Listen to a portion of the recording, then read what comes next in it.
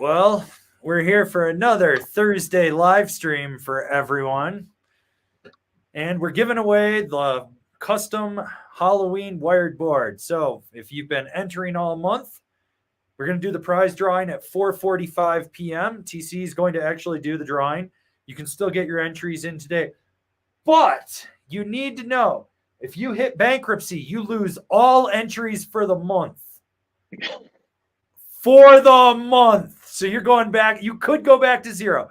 But we are still giving away 10 entries, and there's other entries on the wheel. We also put small sticker packs, so you could get a consolation prize after you go bankrupt. I don't know. Mm-hmm. We got that. I mean, you could get entries too after you go bankrupt. So it could wash for you. Yes. So, anyways, but we're going to try to give that away. So we want to make sure that goes. We're going to try to answer questions. We're bouncing around. We're not taking all super chats. There's that. After we announce the winner, in light of some recent events, because of certain YouTubers, you're going to get a candid chat with me. TC's going to pop out. We're going to talk for a few minutes about some stuff, kind of wind it down with there, but nothing featuring Jonathan Buckhouse will be mentioned until after that, because we had this planned for the whole month. We wanted to get this done. We need to get this done. We're going to try to stay on track, but then after that, we'll talk about him and what's going on there. But until then, this is where we're at with everything. So we're going to kind of just keep going with that. So want to stoke you guys out. Hopefully everyone is entertained. Remember, check the cultural mystery link of the week. Check all the video links in the description. If you want to support TC's $250 a week Taco Bell habit, check out Roasted Origins Coffee. It's one of our newest affiliates. We've got a link in the description. You can also, if you need CB Days cream, use code ANGRY20 to save some of that. But we're going to just sort of find some questions and go from there. So I want to take some real questions before we dive into some super chats. So we got this one from Jaden D. Hey, guys. I've ridden hybrid camber for about 8 seasons, switching to aggressive full camber this year. What can I expect? Thanks. #will I die? What do you think, TC? Is he going to die?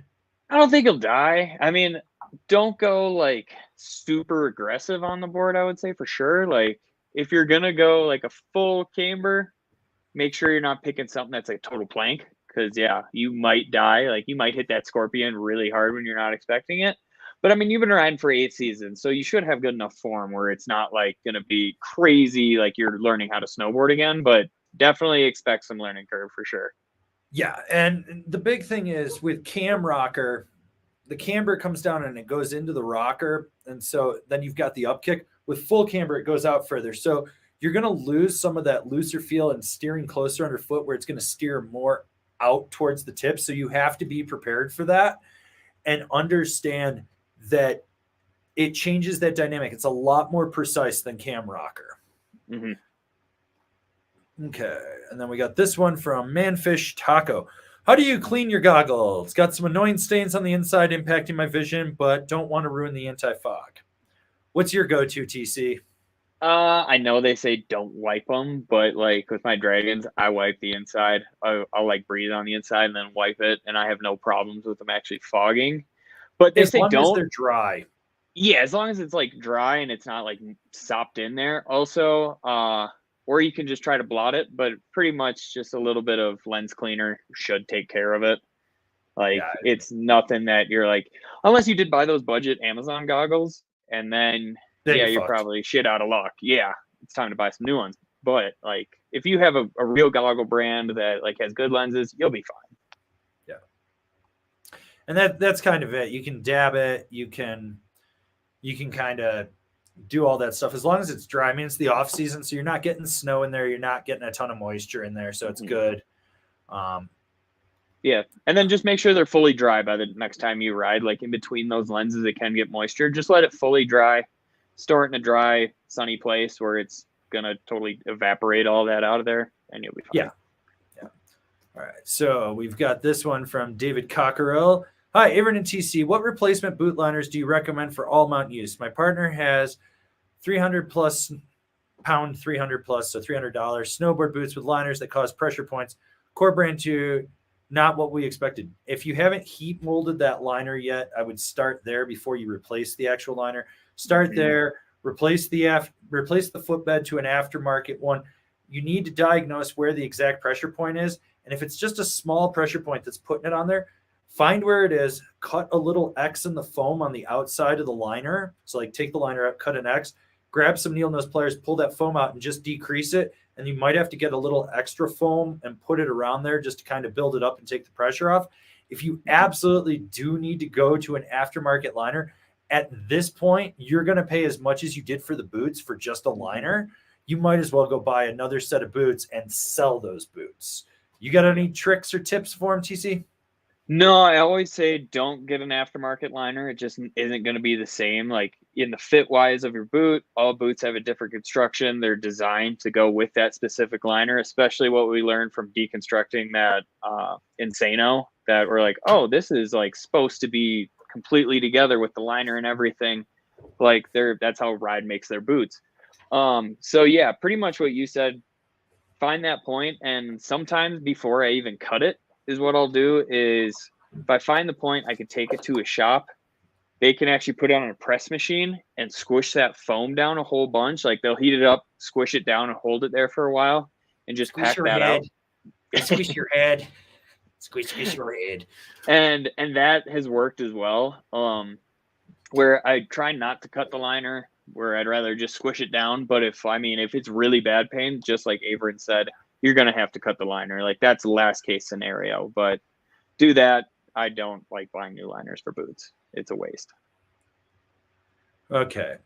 Well, he did give a super chat after, so we'll give him the first spin of the day.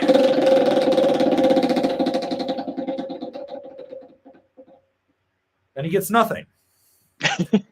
So, well, you got a good answer. Yeah.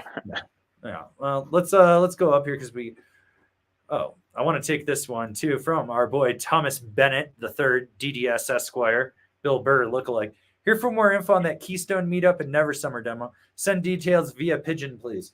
Well, I've mounted up my Never Summer back there with my clues, and I've got my pink one piece over there. I'll see you at opening day, buddy. We're gonna ride around and hold hands, right? Circle of Death down River Run. I got a question for you. Yeah, but I got a question for Tommy. Are we gonna get the pigeon back, or is he gonna eat it first? That's factually true. Pigeons aren't cheap. It's hard to train those dumbasses. So, okay. We've got this super chat from Who is Ryan. Question for TC. Unlimited Taco Bell for a year. Dinner with Jeremy Jones. Hashtag Benetech Bird Gang. Hashtag hot soup coming through. The question is, which Jeremy Jones? It's true, too. I mean, you could probably get Jeremy Jones to eat Taco Bell with me if like we're in the same place. So it could be both, but I mean, unlimited Taco Bell for a year, that's expensive. $250 a week is your addiction. I mean, yeah.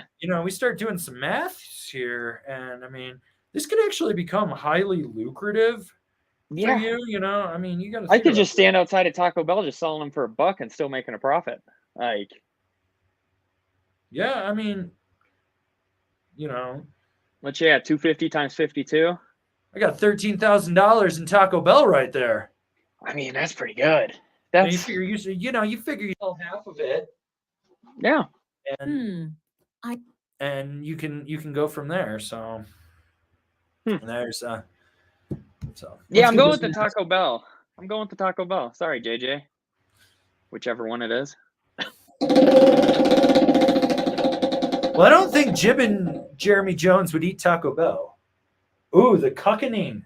Next person that's entered. So we're gonna put Tommy Bennett in. Mark that down. He's getting an entry. All right. He's getting an entry. People are already getting cucked. It's great. I love it. Okay. Let's see what else we got here. Okay. We're going to give this man a spin. Marcus Sharp. Immune to bankruptcy, not immune to gambling, entertainment. Hashtag always in the weeds. So we'll give this man a spin.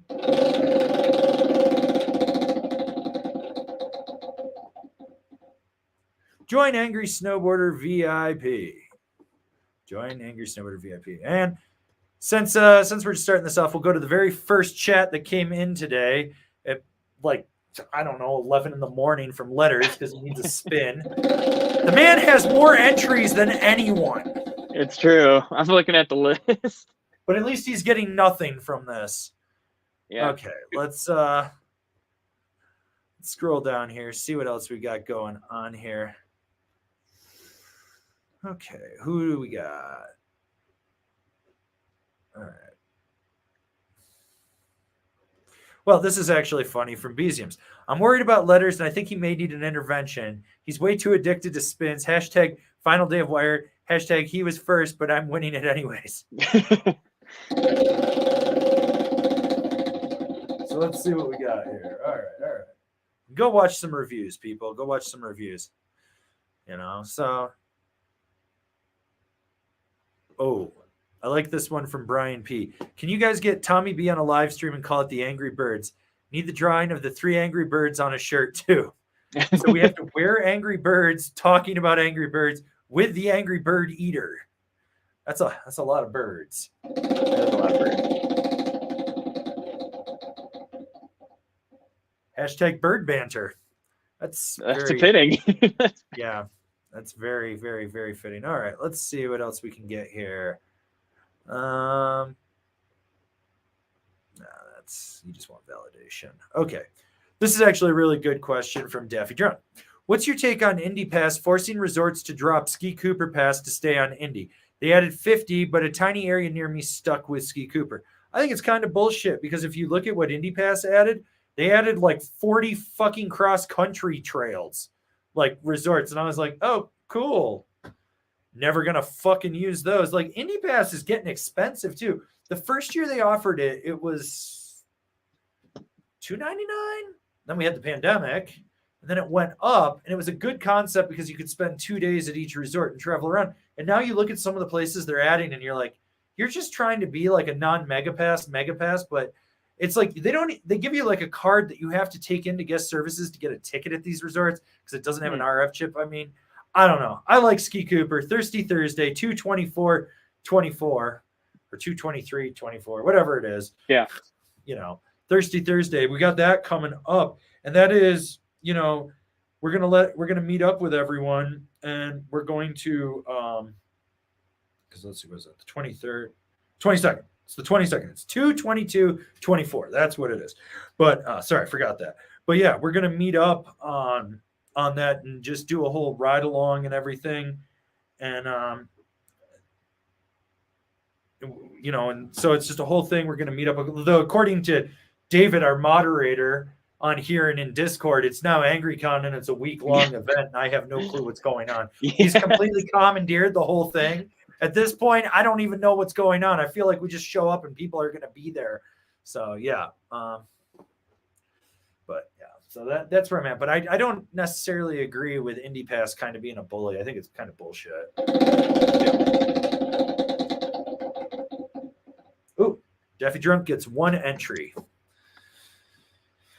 All right, let's see.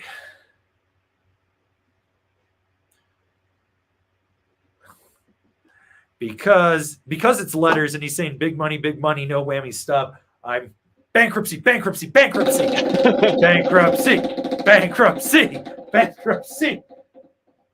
Click the links. Close enough.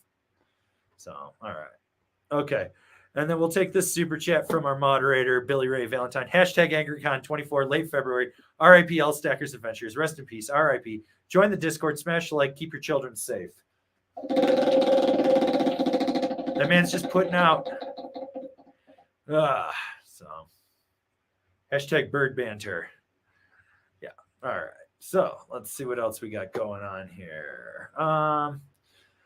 And our boy Baskin Throbbins, spin for mustache rides. We put it on there. You could get a mustache ride. So it is on the wheel. We added it earlier. No, you get a throat punch next time we see you. Close. Okay. This is a good one from TBTT. Do you think other brands will follow Nitro and stop direct online sales in favor of supporting physical shops? No, not at all. It's another revenue stream for them. If anything, you're going to see more brands going to direct to consumer and pumping more affiliate advertising, influencer marketing, because it's proving itself that you can actually make more sales. I mean, 2 weeks ago, I had a conversation with Zeal Optics about doing some reviews of their stuff, and they were talking because they're so used to having to pay to play to be in magazines and publications reviews, and they were like, what do you charge? And I was like, nothing. And they were like, well, no, seriously, what do you charge? And I was like, nothing. And they go, well, how do you make your money? And I was like, YouTube ad revenue and affiliate sales. So if we like the product and it sells, we make money. We don't like the product, it doesn't sell, we don't make money. Well, we still make money because someone will still click the goddamn link because that's just how it goes. But so they were like, well, do you want to get into our affiliate program? And I was like, yeah, I would love to do it. And they were like, do you have a problem mixing our affiliate program also with our online customers or retailers? And I was like, no, I don't have a problem with that. And I think that a hybrid model like that can totally work. So, all right. All right. Let's see. We got AEG125. Hi, Uncle Avran. What bindings do you recommend for the Capita Outer Space Living? Thanks. You're great. TC, what are your 2 top choices? I mean, if I'm going Union, I'll probably go the new Forces. And otherwise, I would go Jones Mercury just because I love that binding, and it would be a You good don't feel one. that that's too much binding for the Outer Space Living? You're thinking indoor survival. I'm thinking of the Outsiders. Oh, yeah. No. Yeah. Okay. No. Outer Space Living, lot softer. I'm going Strata, and then I would probably go a Blaster ASIM by Battalion. Ooh, those are 2 good ones. I'm thinking Ride C6 and then the new K2 edition. Okay. Yep. So there's 4 bindings for you to check out, and we'll have reviews of some of them. So.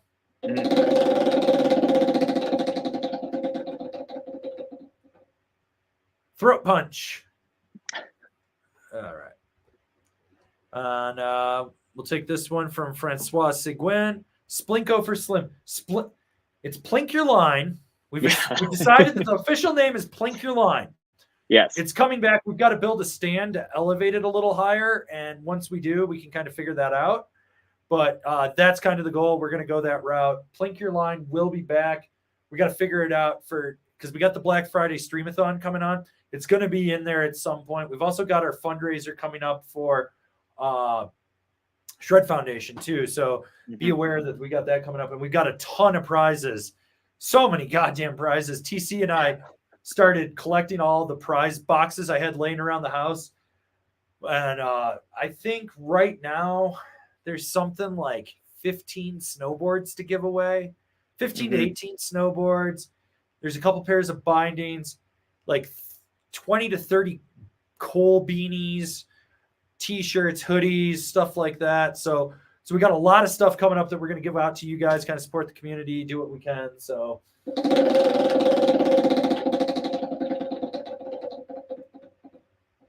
oh, ouch, got the loser on that one. All right. We're going to pump this one from Maurice Bers. Burgers.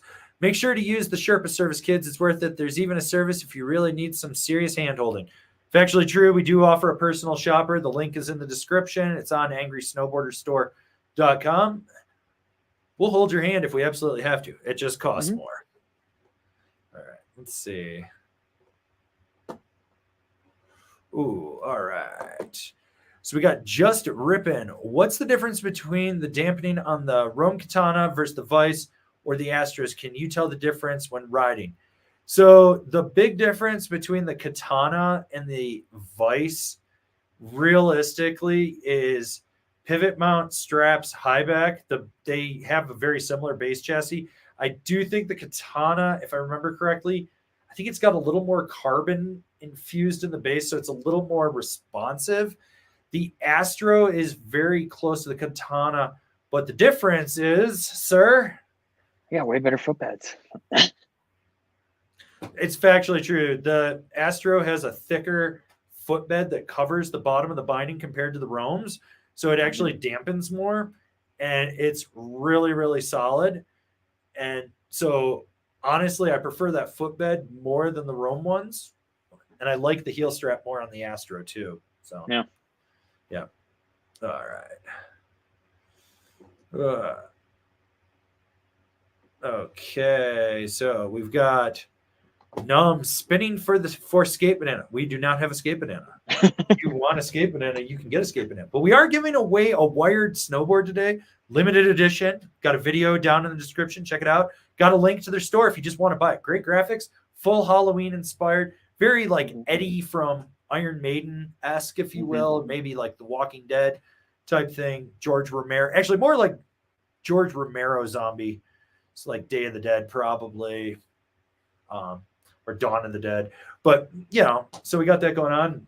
Wired's been really cool with working with us to do this giveaway. Plus, we've also got the Pass It Forward project coming out. It's a snowboard that's got an air tag in it. There's going to be 2 of them, and we're going to pass them around. Basically, you go out, you ride it for the day, you pass it on to someone, and we're going to be able to geotag it and watch it go around the world. And we're going to do updates on the Angry Snowboarder Instagram, as well as I'll do weekly updates in the live streams just to kind of keep people apprised. So, so Wired's been a really cool company to work with.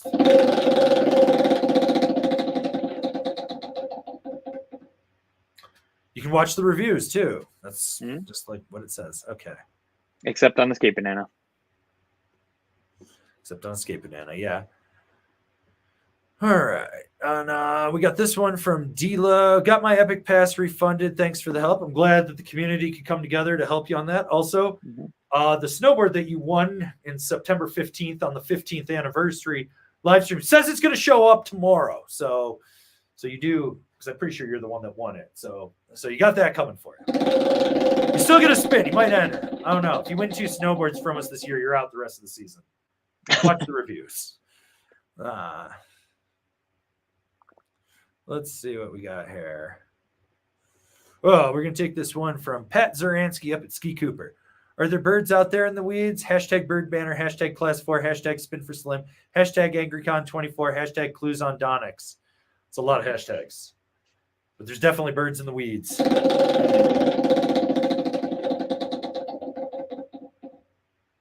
Ooh, next regular question gets an entry. So, all right. We're going to take this one from Braden Manini. Give him an entry, TC. Binding recommendations for the Dinosaurs Will Die Wizard Stick.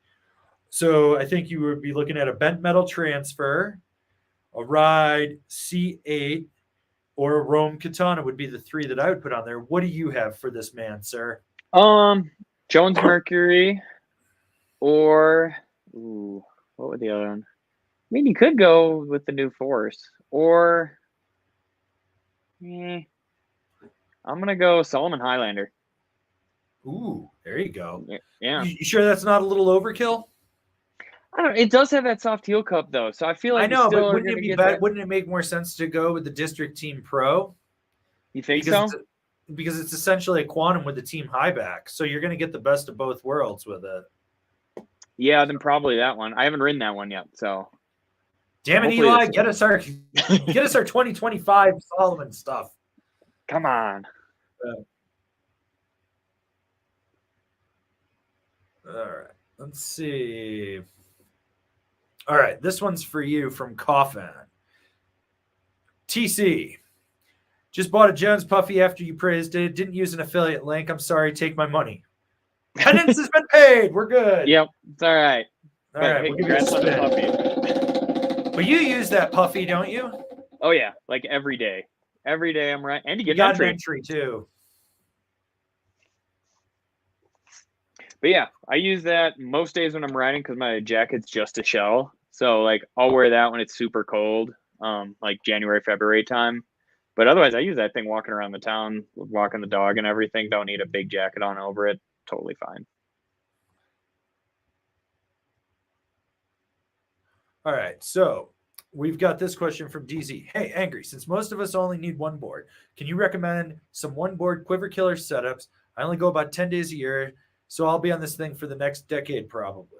Oh, we can definitely recommend some all mountain freestyle boards. Ride Shadowband. If you don't think it's going to be beefy enough, go up to the algorithm. Capita Mercury, Jones Mountain Twin. What are 3 that you have, TC? I was thinking like the Yes Basic, Unink. Has to be the Unink if you're going to go that route. Otherwise, big fan of a Jones Aviator or a, you already said Capita. Let me think here. I'm thinking. I mean, a 6-stick would be awesome.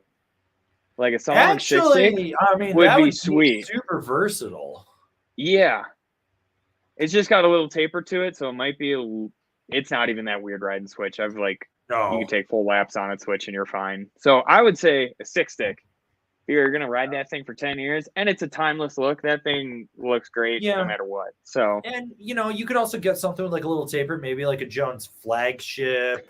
Yep. Or a Ride Deep Fake as well. Those would be some really good options in there. So, I would say go check out the All Mountain Free Ride and the All Mountain Freestyle category of top 5 lists that we have out, and that will give you between the two of them 16 boards to check out. So, okay. I like this one coming in from Jason. Heard a rumor about a new / special edition dance hall this year. Worth waiting or just get the standard deck? Was the Pro version Evo any better? So it's essentially the Pro version. It's a limited run. There's 25 of them. Something like that. It's super tiny.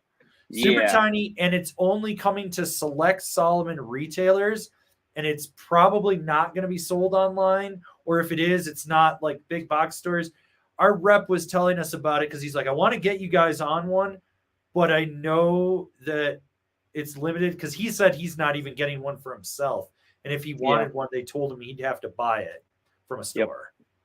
Yeah, and stores are only getting I think 1 or 2 size runs. And it's I think he said 3 or 4 stores in Colorado, just to give you an idea of how many they're making. It's a very select amount. It's 3 stores per territory.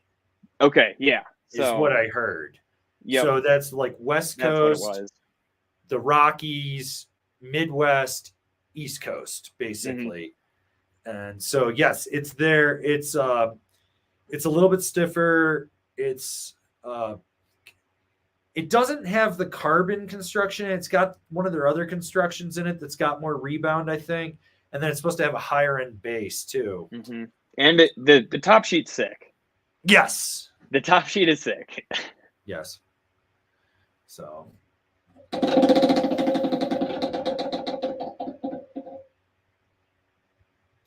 Join VIP. And then to follow that up with a regular question from Alpha Kilo. Ari Dansall, what do you guys think about companies like K2 and Salomon? There are ski companies making snowboard gear. A lot seems solid, but I heard a lot of hate. I have lived through this since the 90s. You have to understand, K2 started making snowboards in 1987. We are coming up on almost 40 years of K2 snowboards. Salomon, if Salomon had not come into snowboarding in the late 90s, we would not have structure in our base. We would not have gallium-infused bases. We would not have tri-radial or quadratic side cuts, basically. They changed the game. Salomon single-handedly changed the boot game. They changed the internal liners. Growing up, the single best pair of boots I ever had, coming off of some Airwalk half-pipe freestyles and some Vans high standards, I went to a Salomon Symbio, $139 boot with a burrito wrap liner. That was the tightest fitting boot I'd ever had with ankle locks on it. That changed the game. The hate that you hear is from old heads that are too afraid to admit that they're actually making a good product and actually giving back to snowboarding. That's all it is. That's it. I mean, K2 came up with pretty much the wide snowboard with the fat bomb. So yes. I don't know. I love K2 boards. I have 3 of them in my closet right now. One of them behind me. They make great shit. I got 10 pairs of K2 Thraxis laying around this room. That's factually true, isn't it, TC? It is. Because we cleaned it the other day. And, I mean, they own Ride. They did Ride a huge favor by not letting them go out of business back in, 95 or something. And, they did them a huge favor. And now both of those companies kind of run snowboarding with, advancements and everything. It's fine. They keep them separate. It's fine. Ooh, I like this one from Monkey Paws. What's the most expensive board out for 2024? I'm pretty sure it's the Louis Vuitton or the Dior. It's like $9,000. Yeah. And it's Prada got makes it's one got a that's like 10 4x4 grand. insert pack. Yep. And a cap sidewall. Prada does one for like 10 grand. It's a super old Kemper, I think, construction. But out of a real snowboard brand, I think it would be the Jones Project X. That one's It's either 17. Project X or Cygnus from Lowtech. Oh, yeah. The Cygnus is 1,500, I think. Is it? I thought it was 18 so. something. Maybe it's 18. It's either one of those two boards. But yeah. And I bet Burton makes some stupid mystery shit for like $2,000. But yeah. Because they used to make one for like 1,500 and wouldn't tell you what's inside of it. And you're like, what? It's like buying a car and not being able to pop the hood to know what you bought. All right. I like this one, the super chat from Waco. Spin for donating the board to someone in need that will ride the tits off. Hashtag support each other. Hashtag Tom B. Sylvester. Hashtag save Tweety. Hashtag I thought I saw a putty cat. Tommy B just out here eating whole live birds.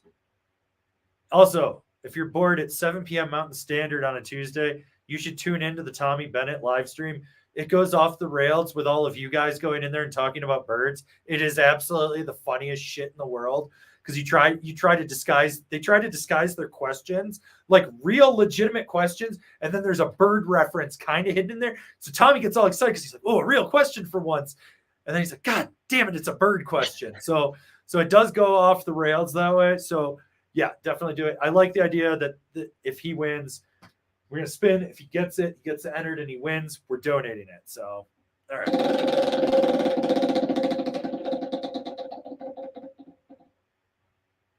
Next regular question gets entered. All right. Let's see what we can find here. All right. This looks like a really good big question from Lucas Sedan. I'm 5'7", 180 pounds, and dreaming of the Stratos for years. I'm an intermediate rider, mostly free ride in Switzerland. Do you recommend or not trying to pair it with Rome Katanas or Flux XF? Opinion. Katanas have better dampening. I think it's a better binding. Understand, the Stratos has gotten beefier. Mm-hmm. I mean, you have one literally sitting behind you, sir. Tell them about it. Yeah, it's like, I know they say that it does have rocker in the nose, but it is such a shorter rocker than they portray it like on their website or anything. Like even the rep, when I got mine, he was like, "You really wanted a 59, dude? You're only like 160." I was like, "Yeah, I think so." He's like, "Just let me know what you think." And I'm like, "This is a lot more board than I expected." So just know that, like, I would definitely say a Katana or possibly even stiffer. But just know the board's going to turn fast. It is going to be more aggressive than you want, but it is going to be like, or it's not more aggressive than you want. It's more aggressive than you're going to expect right out of the wrapper. But still, really fun board. One of my favorites, and I'll take it out a few times this year for sure. Yeah. Let's see. Looking for some more questions here. Let's see. We'll take this one from BZM's. PSA, Ski Cooper is now part of the Powder Alliance. 3 free days. There you go, people. Powder Alliance. And if you buy a Loveland season pass, you're on Powder Alliance with it. So you get an unlimited pass at Loveland plus Powder Alliance. I know that because I bought it one time. And then I went to Loveland in the preseason, like 15 days, and realized I didn't want to ever go back because those people were fucking weird. Like weird. People from Butte County are fucking weird. Like really weird. To the point I was like, I am just going to stay on the other side of the tunnel in Summit County and just go to Copper and Aves. Mm-hmm.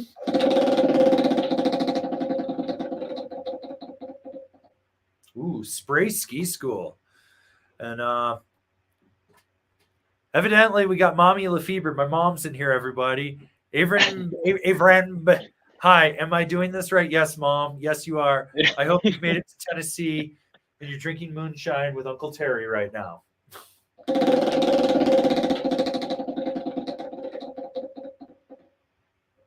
Give an entry to my mom.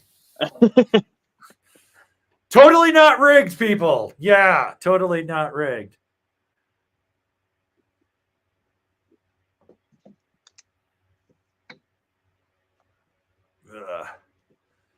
Let's see. Okay. Well, let's find one here. Oh, we're just hunting around here looking for some questions. We'll take this one from Tibby TT. Do people dress up as their favorite character for AngryCon? Will there be signings from old alumni like Kevin and Ask a Black Snowboarder? Marcus sadly will not be there. I don't think Kevin will make it. He always has an invite if he wants it. There may or may not be a smoking Miata in the parking lot. Just saying. You never know if Slimothy J. Whitman, DDS Esquire III will show up. But if you're really kind and you pay $500, you can pet TC's mustache. Or if you want, you can dress up as Avron for AngryCon. True. Avron cosplay, totally welcome. Yeah. Okay. All right. Well, we'll take this one from Shepard. How is the Evil Twin Plus compared to the regular one? So basically, higher end base, little more snap in it, a little bit lighter weight. That's it. Realistically, most people probably will never notice the friggin' difference. I'll be honest. That's kind of where it's at. So, all right. Ooh. I think this is a good question for you, TC, from Lowtech 422. Yo, Avery and TC, got any good stories from people wanting to buy gear they don't need? Like they want a 165 wide when they're 5'2", 230 pounds, but their buddy has them convinced they need one. What do you got since you're fresh out of retail? I mean, I have a really, really funny one, actually. So, like, literally this girl that was probably like 5'2", maybe 100 pounds. She came in demanding that we sold her like a 156 Orca, like, and she wasn't taking no for an answer. And we're like, okay, like, everybody's like, hey, like, that's a really big board. Like, that's the size I would ride. And she's like, no, this is what I ride. I ride 56. I'm like, okay. And like the whole time, and then like ended up pretty much buying the board and then hating it, and then being like, well, now what? And like trying to tell us that we did a bad job of letting her buy it. We're like, okay, like, not a real thing there. And then another one that I remember actually like clear as day is this dude who had only snowboarded, I think, twice in his life. He was like 300 pounds and like 5'6". And he said he really needed a Kazoo because he liked the graphic. And this is the old Kazoo when it was like full camber. You got a tiny bit of rocker in the nose, like a 9-meter side cut on it, where that thing, once you get it on edge, it stays on edge. He wrapped himself around a tree and broke his leg, and then demanded that we return the board. Nothing was wrong with the board. He didn't hit the board at all on the tree. It was just his leg smoked it. So the board was totally fine. But yeah, that was one that was like, you don't really need that, bud. Like, it's a cool graphic, but you should not buy that. You'll die. It's like trying to teach your daughter how to drive a Ferrari for her first car. It's not a great call. But yeah, those are the two that like stick out to me. Like I could picture myself sitting there and be like, what the fuck? But yeah, do you have any? When do I not have anything? So I was thinking, so similar to yours with the girl and the Orca. It was like probably around Christmas break 15, 16 years ago, right when I moved down to the county. I worked for Vail at MSO, and a girl comes in. I've got like 5 sales going. Everyone, like, those were the days back then. You know, we just always had sales. So I've got like 5 sales. She was kind of cute and everything. So we're all just sitting there. Everyone's busy. We had this new manager she was a fucking idiot. And she starts trying to sell this girl stuff. And I just like walked over, tapped her on the shoulder. And I was like, hey, I'll take this. This is going to be an issue. And you don't know what the fuck you're doing. And she's like, okay, fine. So I go in and I was like, hey, I'm going to help you. I know you're looking for boots. You want boots, board, binding, everything. And she goes, yeah, but it has to all be white and it all has to match. Yes. And I go, okay. Let me dig. The good thing was I had a ton of Solomon boots. Looking at her foot, I knew I was going to put her in a Solomon. So I had a ton of Solomon boots on closeout. So I was like, cool, this will be really easy. Her foot. So I'm pulling out different Solomons. She's like, yeah, this totally fits. And she sees out of the corner of her eye a size 3.5 Kiana. I don't even know where the fuck we got this from because they never listed that size, right? I think it was from Japan or some shit because we were buying weird closeouts. And she's like, I want to try that on. I was like, it's a 3.5. You measure it a 7.5. I don't care. I'll squeeze in. Okay, good luck. Give her the boot. Her foot had to be so curled under. And she's not listening to anything I'm saying at this point. So I'm like, fine, I'll sell you everything you want. I don't give a fuck. I've mentally checked out. She bought a size 3.5 boot, walked over, found a guy's, it was a Lowtech or something with a white top sheet that matched the boot, and then dug out this godforsaken, like, price point, shitty SP binding or something that I don't even know how, like, why we had it. And she's like, this all matches. I'll take it right now. We got a call the next day from her boyfriend or whatever, screaming at us that she broke her feet because she fell off a cat track in those boots and impacted with her feet curled under, and it snapped her metatarsals. Oh, God. So, like, everyone's taking the phone call and they're just trying to be nice. And, like, this guy wouldn't shut up and he was calling back and calling back. So I picked up the phone and I pretended to be Avran, the Austrian. So, like, yeah, this is this is Avran. How can I help you? And he starts screaming. He's like, you're the one that sold this. And I was like, yeah, I sold it to this dumb bitch because she did not let to listen to me. She wanted it to be pretty. She wanted it to match her all-white outfit that she probably looks like she's got a shit stain on her bum now. And this guy just gets silent. And I was like, do you fuck her in the ass so much that she has rectal prolapse and she's shitting herself on the slopes? Because I heard that there is the Keystone shitter up there. Are you shitting all over Keystone? And she just, like, he hung up, and I was just like, and my managers and everyone are looking at me and they're like, you did not just do that. And I was like, what's the worst that's going to happen? We're going to get a bad Yelp review. And I just walked away and they were like, he literally does not give a fuck about anything. And I was just like, you know, that. And then when my friends Jesse and John owned a store on Main Street called the Lumberyard, I'm downstairs, kind of just stopping in. I was walking their dogs for them and stuff. And I hear someone from the upstairs. The angry snowboarder says this. And I go, where's this going? And the guy's looking at a smoking snowboard. I think it was the asymmetrical. Or, yeah, was that what they called it? Yeah. Because it wasn't the simulator. It was the asymmetrical. Love that board. First year one. And he's going on and on. And he's just saying shit that I didn't say. So finally, I'm like, I didn't fucking say that. And the dude is just like, looks down and goes, what? And I was like, you're talking about my review. I didn't say that. And I was like, I've listened to everything you said. You're a first-time snowboarder. I was like, go buy a soft flexing twin. That's all you need. You don't need that board. It's too much for you. And he's like, you don't know what you're talking about. And I was like, you're the one reading my reviews and then quoting them. Mm-hmm.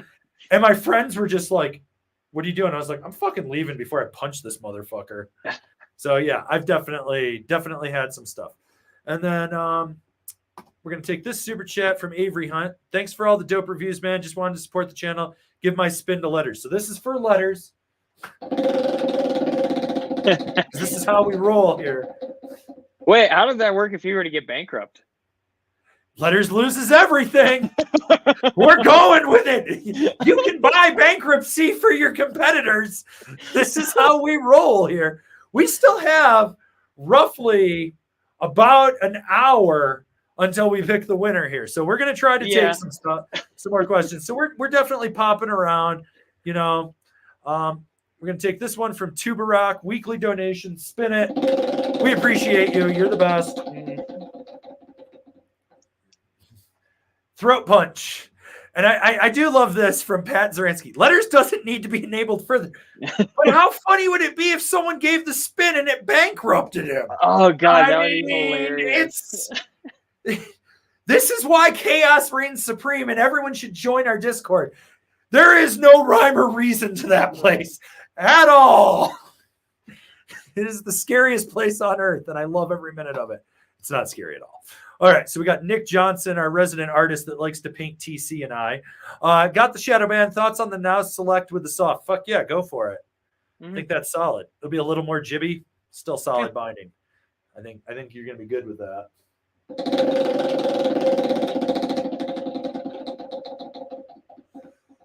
Join Angry Snowboard VIP. Angry Snowboarder VIP. All right. So we have Gerald Robertson. Any smaller brand names that are releasing good boards? What would be your 2 top picks for a smaller brand that you would consider people should look at? I mean, is Yes a smaller brand? No, they're owned by Nidecker. Okay. I mean, Telos for one, for sure. They make so many different boards that all are like they're good for what they do. Depending on like, you know what I mean. Yeah. Otherwise, what else did I ride that I was like, all right, this is actually the Endeavor boards were pretty fun too. Yeah. Like I did enjoy those as well. Yeah, I could get rid of the channel system on them, but you know, once you get past that, it was still a fun board. It didn't loosen up on me, so that was another positive to them. Yeah, I was gonna say that channel does not loosen like the bird. No, that's a good channel, but you know where I was going with that. Oh yeah. Well, I know where you're going. So I'm gonna toss out Marhar. I think that they're a super solid little brand. They're doing some really amazing, great things. And of course, got to plug the monthly sponsor for the board giveaway, Wired. Wired is basically so Rob Dow that owns Wired used to actually design the boards at Endeavor. So okay, Wired's got some really cool stuff going on. That Directive and that Vantage are 2 really great boards. So yeah. Bonus brand Nerd. If you can get your hands on one, you can do that too. Yeah, you could do that for sure. All right. Let's see. All right. Take this super chat from S. Scott 1986. Favorite video part made so far this year. What do you have? Ooh, that Teton Gravity research movie we just saw. Bodie. Bodie's double. This is like classic Bodie. Like the whole time I was just like, Jesus, where you been the last 4 years? You haven't seen shit from you. Now you drop that? Yeah, I was going to say the last one I remember from Bodie was Susie Greenberg, 270. That was the last Bodie I really remember that stuck out to me. But this one, it was wild what he was doing.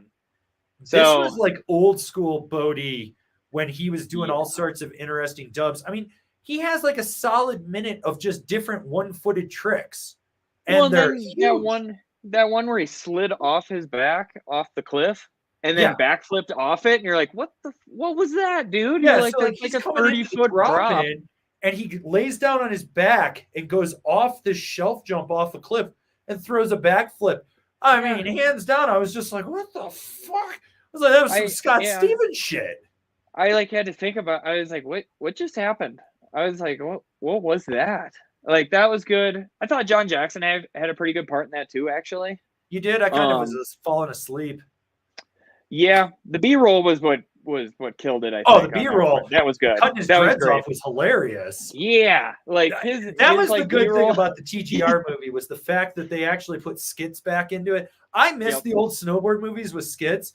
That shit was just absolutely hilarious to me. So, but yeah, Bodie's part for sure. Yeah, I like how the Beyond Metals guys are still doing skits and that sort of thing. So that's what I like their videos too.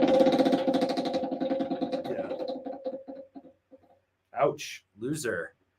All right, we're gonna take this one from Chris Yee. Looking to complement my quiver. Have a hyper, dancehall, sashimi, party mod, dropout, B-side, piece seeker, alternator, Kazu, transition finder, deep fake. Pick your line on it.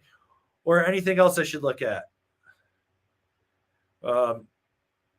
You own all of those? Yes. At this point, I don't think you need anything more but another season pass to ride more. I mean, if you get another board, like you're not gonna have time to ride them all. I mean, that literally looks like my living room in the middle of the season when I'm testing boards. Yeah, I think you're good. I hope you clicked every goddamn link. You're keeping us afloat. Thank you for supporting snowboarding. Yeah, maybe a Jones free carver 9000. Otherwise, just something straight carve. Otherwise, I have no idea what else your quiver needs. Like your quiver is like that's the only thing it needs is like a straight carving board. Like so, I would go with that. I mean, you can ride it in other places. The way this question reads, it literally looks like he owns all that. I know. That's what I'm like. How'd you get all you like? What? Yeah, because that means you bought a deep fake this year already, and a pick your line on ink, and an alternator. Well, he could have bought that one last year with the sick ass graphic that barely anybody carried. But yeah, an alternator too. So I don't. I guess. Yeah, I don't. Yeah, those are all good options. If you don't know them, I don't know. I'm confused. Yeah. I don't know how to answer this. All right, so we got SDG3 Ood. What do you think about the Nitro Sentaku? That's all you. You're the one that rode it this year. I like that board. That board was really fun. Like I rode it on it. It's a POW board for sure, but I rode it on a day that didn't have like great POW. There was a little bit here and there, but a lot of it was kind of chundery and like chewed up. But I had a great time on it. Like it's super maneuverable. The nails or the nose and the tail are really soft on it, but like it's really fun for pressing. Like between the feet, you still can like that's where you're driving, getting your power, but like you can press that board, butter it all you want. Like I had a great time on it. You could daily drive it if you wanted, but still a really fun board.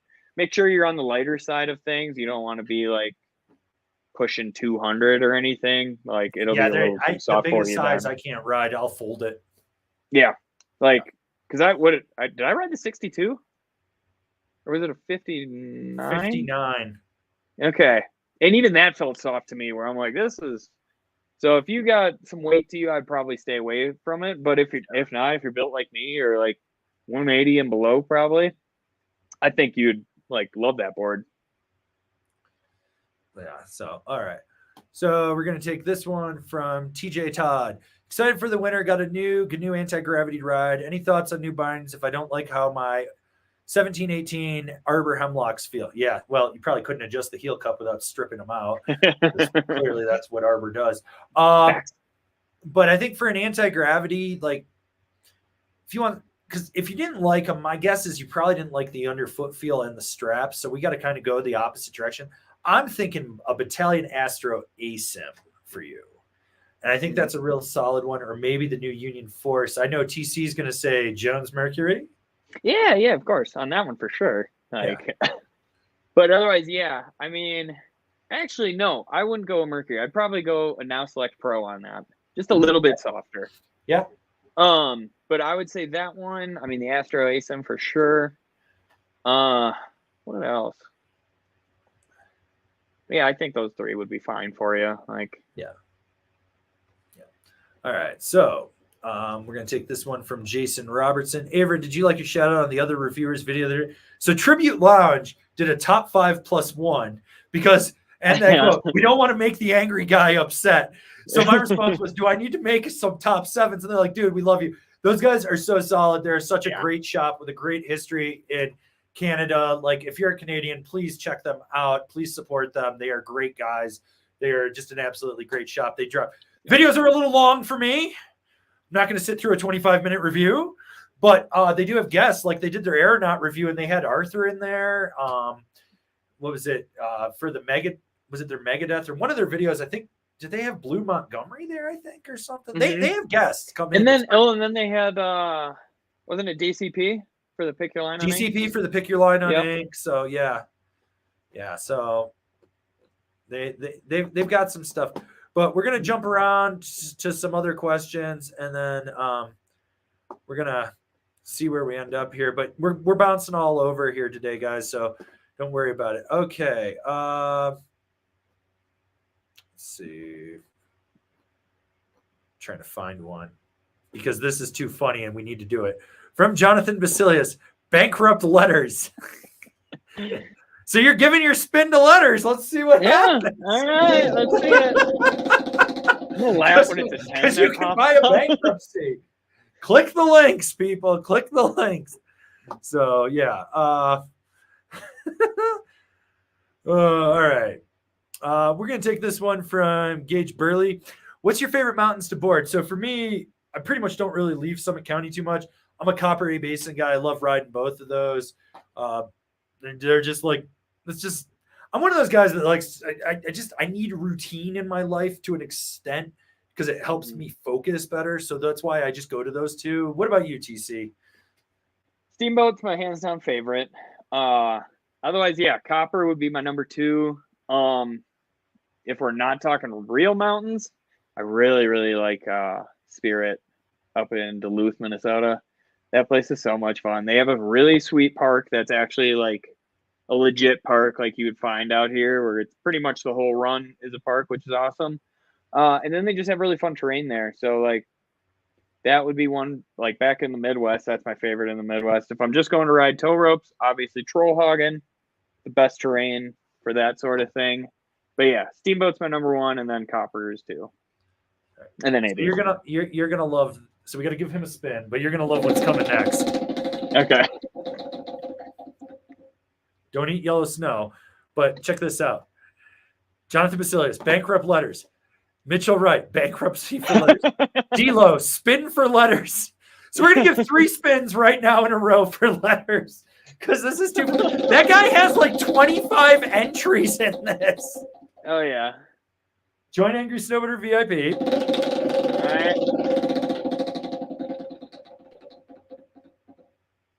Loser.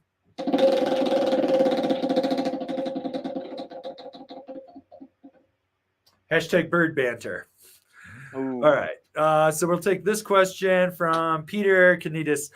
Hey guys, I'm looking to replace my 2010 GNU Park Pickle. I'm not really riding park anymore as I just turned 40, but still want something that gives me an option. I'm on the East Coast. Oh, you got options for days, man, but welcome to being 40. It's time to get yourself a directional twin. Yeah. What you need to actually do is go check out our top 5 all mountain freestyle board list. Look at any of those 8 boards that are in that list, and you're going to realize that that's where you need to go as you transition from park rider on the East Coast to at 40, you're probably becoming a rad dad if you haven't already, or you're just like the rad old guy that's around. But that's what we're going to recommend for you. All right, we'll take this one from Ryan Hope. Any recommendation on bindings?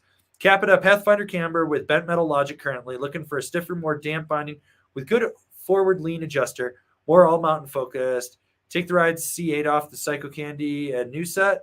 I wouldn't put a C8 on the Pathfinder camber. It's too much binding for it. I mean, you could go to a C6 for that if you wanted to. Maybe like K2 Formula or Expedition. Is that what? No, Escape. No, whatever the one is under the bond. That's what I. So I don't know.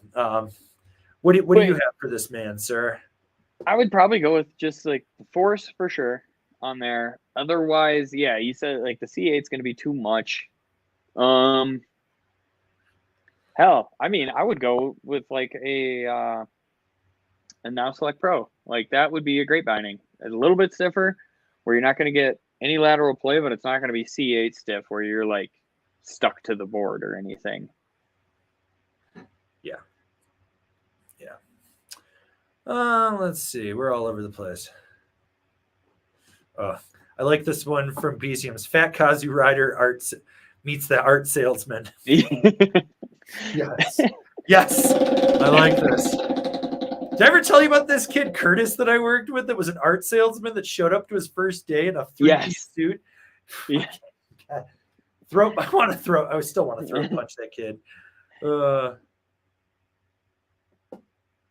right. This is an easy question from Angelo Lombardo. Good place to buy boots near Summit, or is online the way to go? So if you're coming into Summit, the biggest selection is going to be the Christie Sports Dillon. Go see Creston. If you come into Breckenridge, go to Underground on Main Street. They have everything but their 32, and they have full size runs in everything. If you go to Copper, go to Gravity, because Steve should have everything in right now. And that's 3 really good shops to check out right there. Yep. Don't buy online. Don't do it. Okay. All right. This is a question for me from Zamirgi JWT. When will Randy show up, and will his mustache common law wife be with him?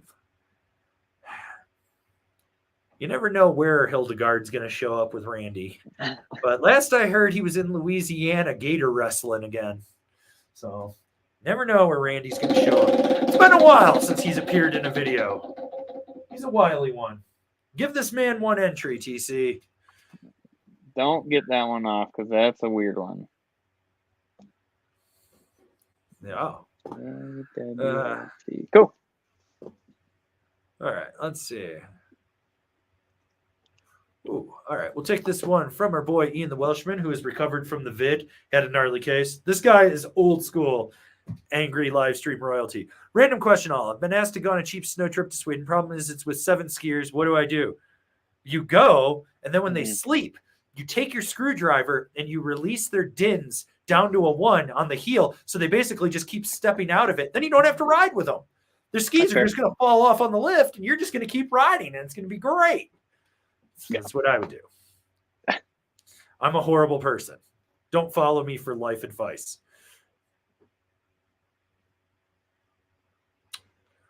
I like this question from Tybor Ty King, our boy. I love that. Also, did you see that? That is a solid thumbnail right there, bud. Love that. Would like to go to Colorado this year with my 2 kid shredders. What is a resort that does not charge $200+ a day? Ski Cooper. Great place to take the kids. It's not big. You can stay up actually in Leadville. You're going to be up super high. You're going to have 360-degree views in Leadville. There's the hostel up there. I think there's a hotel or two, but in that area, you can do that. You can go down to Salida and go to Monarch. If you have a season pass to any other resort, $65 tickets to Monarch. And when they get POW, they get POW. But you can stay in Salida and Buena Vista. So there's that option. Let's see. Sunlight, like right outside of Aspen. That place it's got steeper terrain than not Monarch, steeper terrain than Cooper does. Just as slow of lifts, but it's not going to be super busy or anything. Everybody will go to like the big Aspen resorts. This is a mom and pop shop. You're about to like, that place is awesome, dude. You get on this 1970s Jeep, like Toyota Jeep in the back of it, and that's how you get up to the resort. Once the parking lot's full, that's it. They stop selling lift tickets that day. There's no place to park. That's it. So go there. That place is fun too. Yeah, you can do that. You could go out to Powderhorn in Mesa, Colorado on the western slope, and it's literally built into a mesa. So they have a single chair, and at one point, I swear to God, it doesn't move forward. It just keeps going up. So like you hit it, and it's just like, and then it moves forward. But that place is pretty cool. What I honestly would do if you really want to show your kids an interesting time in a different side of Colorado, avoid all the I-70 major resorts. What you do is you come in, and I would start at Ski Cooper, and you do that, then drive down to Salida BV, go to Monarch, drive back over to Glenwood, and go to Sunlight, then drive out to Mesa, and then work your way back and maybe like cut up through Steamboat area and go to Howelson Hill. Yes. And ride the rope tow. It's just a little bit different. And then from there, you can cut up into Wyoming, cut back. Because I assume you're probably driving with the kids if you're doing this. I mean, if you're flying, it's a little different. But if you're driving, drive across Wyoming and go to Snow Trails or whatever it is outside Cheyenne there.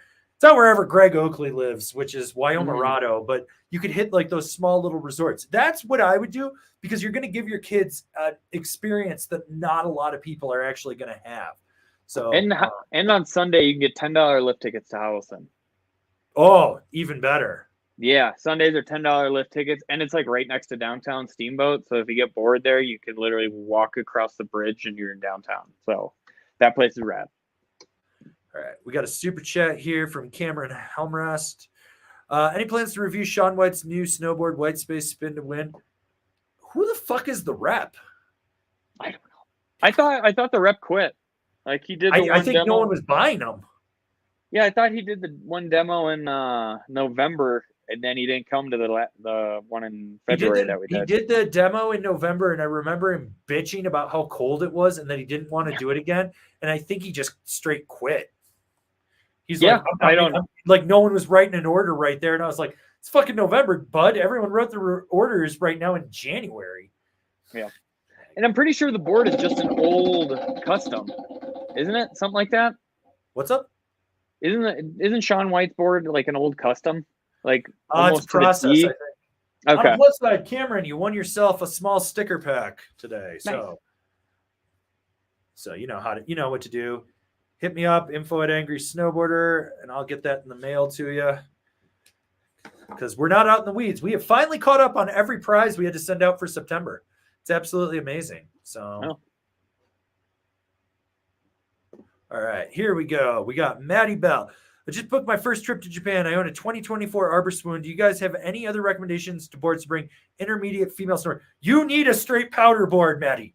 You need it. You need a powder board for Japan.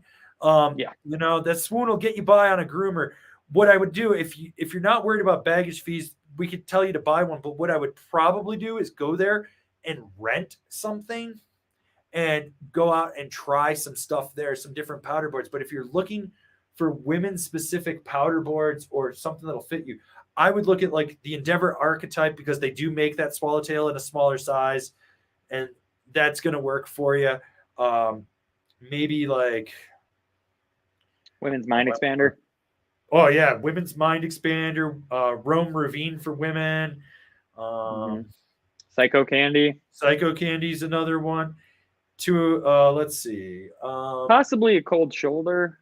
Oh yeah, Cold Shoulder, little taper in there. Yep. You know, like yeah. Ladies Flagship. Ladies Flagship. Yeah, you got options. So you've got a ton of options. All right. We're gonna scroll down here. We're gonna take this one from MB. I need to spin #Discord gang. Oh yeah, Discord gang's going off. I've got it turned off. I'm scared. I'm gonna turn it on. It's gonna be like 900 new messages. I'm gonna be like, well, not reading that. Oh, I get in every morning. Bird banter. Bird. I wake up and I drink my coffee and I hop on. And I'm like, this is too much for the morning right now. I gotta get off. I have no idea what's going on.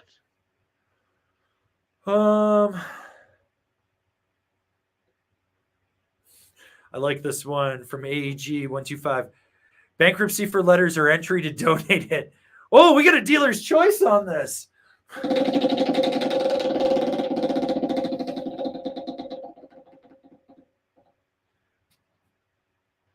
Okay, write it down as donation entry, because that way we'll just donate it to someone.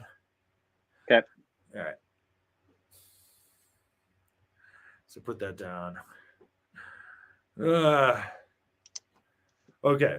Space Monkey. Avery, why do you not believe in angling your high backs to be parallel with your heel side edge? TC, what is your opinion? I think we're both on the same page. We don't do it. No, we don't do it. A lot of companies make their bindings so you don't have to anymore. I know Fix, I just learned this actually about Fix. Fix makes it so you can do it, and like you're supposed to if you're into that sort of thing. I don't do it. I don't think it, like, technology's gotten to a point now where you don't have to. Like, companies have thought of that. They know people are lazy. They're not going to do it, so you don't have to. Like Union, Johan told me personally, don't do that shit. We design them so you don't have to. So, I mean, I'll go with him because he helped start Union. So, yeah. So here's my thinking, right? You ride, unless you're riding like some really whacked out fucking crazy ass angles, right? So your feet are angled, like most people are slightly duck foot, right? So you're doing this. Now so if this is your foot, you're now going to parallel that to the back edge. So now when you come back, when you're driving back on that at that angle, you're only hitting the outside of that rather than if it's back here, you're pushing into it all the way. You're actually losing some power and drive out of that, in my opinion, because you're putting it on one section of the boot. You're minimizing how much contact it actually has. So yeah, that's my take on it.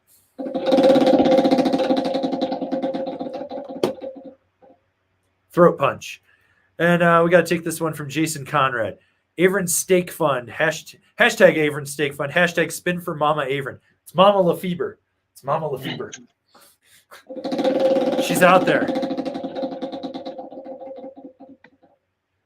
All right. Give this man an entry. And for anyone that's wondering if we're skipping Super Chats, oh, yeah. Read the little ticker at the bottom. It's got the rules in there. We have gone full chaos.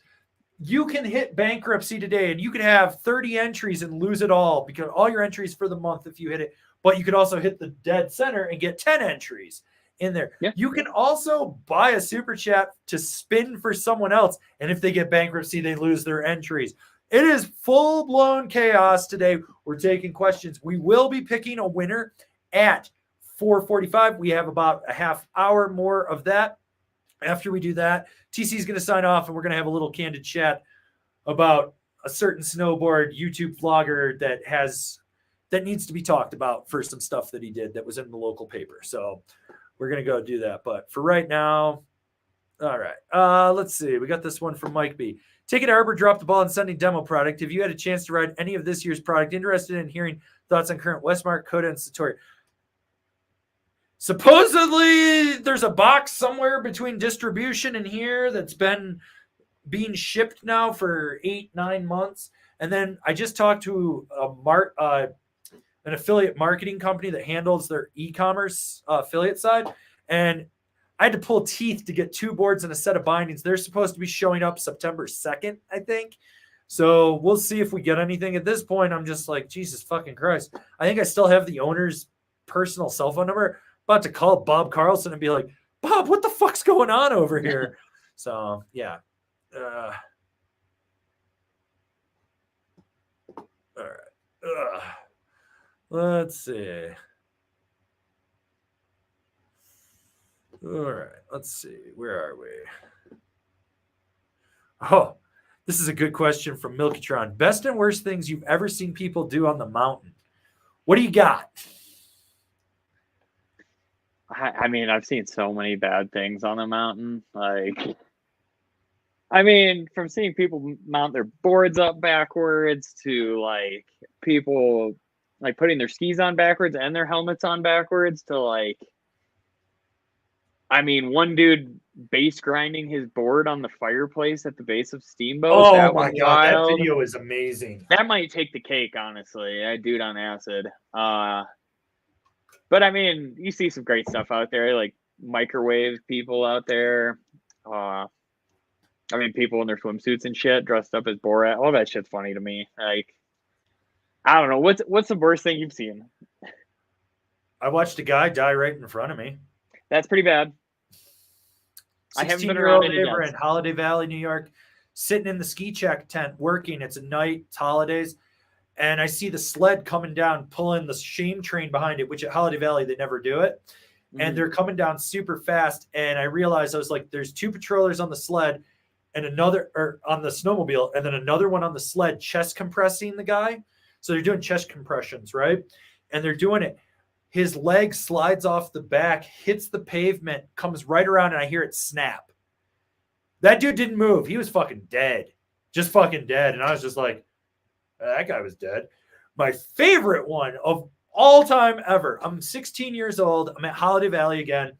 It's spring. We're closing the resort down. We're over on Sunrise, which is on the far side. We're coming back from Burger King from getting food.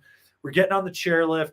We're going up, and Holiday Valley has the hotel right here. And then there's like grass and there's a snowmaking pond.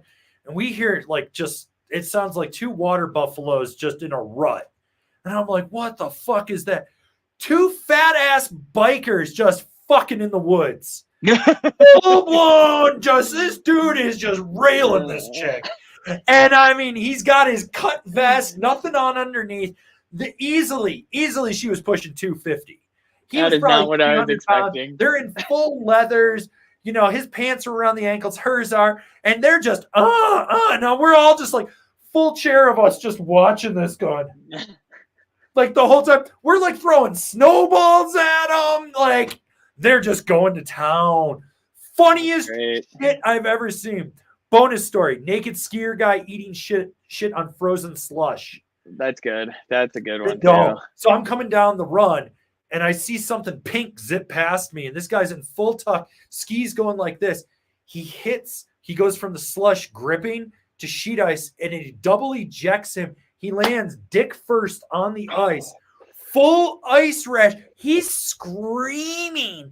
And I'm like, I get to the bottom. I was like, someone needs to send ski patrol. Ski patrol shows up and they're just like, we didn't want to work on him because he was naked, but he was just so bloody.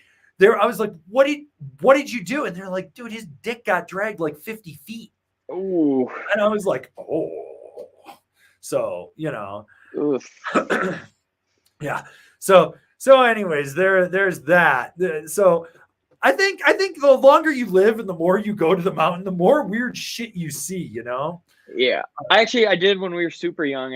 We took one of my buddies snowboarding for the first time, and he followed us into the terrain park, hit one of like a little feature side thing, and it literally put him on his edge and just straight into a tree, and he had to get airlifted out. Like, So yeah, that was pretty bad. We thought he was gonna die. They're like, yeah, we think he ruptured his spleen and he's dying. And we're like, why? We're like 12 years old. Why would you tell us that? And then we had to wait. His parents were supposed to pick us up, so we had to like figure out other parents to pick us up. And the mountain closed, so or the hill closed, so we're standing at the top just waiting there because they're like, you guys have to leave. You can't just wait here anymore. And we're like, okay, like we have to close the gate. So that sucked too. I almost watched, but he just broke his collarbone. He's fine. Never snowboarded again. Rightfully so. Yeah. So we got this super chat from our boy Tommy Bennett. Entering for a chance to win and then giving it away, LOL. Hashtag Bird Gang, hashtag Benedict Boys, hashtag Trickster for Birds, hashtag Bird Boy Band, hashtag Bluebird. This man's going all in on the Bird Gang. I like it.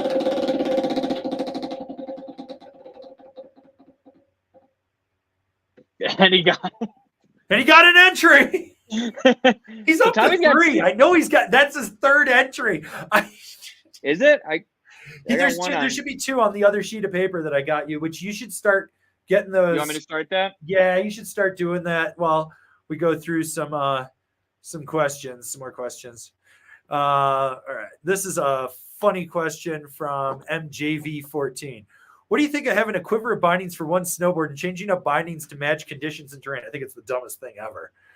Yeah. Like, I feel like that's the most inconsistent thing you could do and time consuming. Yeah. Yeah. Do you buy multiple tires for the same car you drive, or? Yeah. Oh yeah. Okay. We'll take this super chat from Red's Bro Tato. Thought on the Yes Hybrid for a pow board, hashtag Bird Gang. The hybrid review should be coming out hopefully next week. Ben's editing them right now. Yeah. But I love the hybrid. Like, I thought I would like the Orca, and then I rode the Worka, and I was like, I rode the Worka, and I was like, and then I rode the hybrid, and I'd ridden the hybrid previously. God, why do they even have the Worka? Just keep the hybrid. The hybrid is so good. Like, it's I never understood why they made like the Worka. I was like, you guys have a fine board right there. Well, okay. So have I ever told you the story of when Kevin was working with me? We came up with an idea that we were going to make a board called the Worka, and it was part War Pig and part Orca. And that was their concept. And we had talked about it for like 2 years, and they did it. I've never been able to ask anyone, but I want to be like, did you guys do this because it came in with a built-in hype base behind it? Because people were always like, when we were live streaming, it'd be like hashtag Worka, Worka, Worka. And then, the Worka came out and was kind of a letdown. But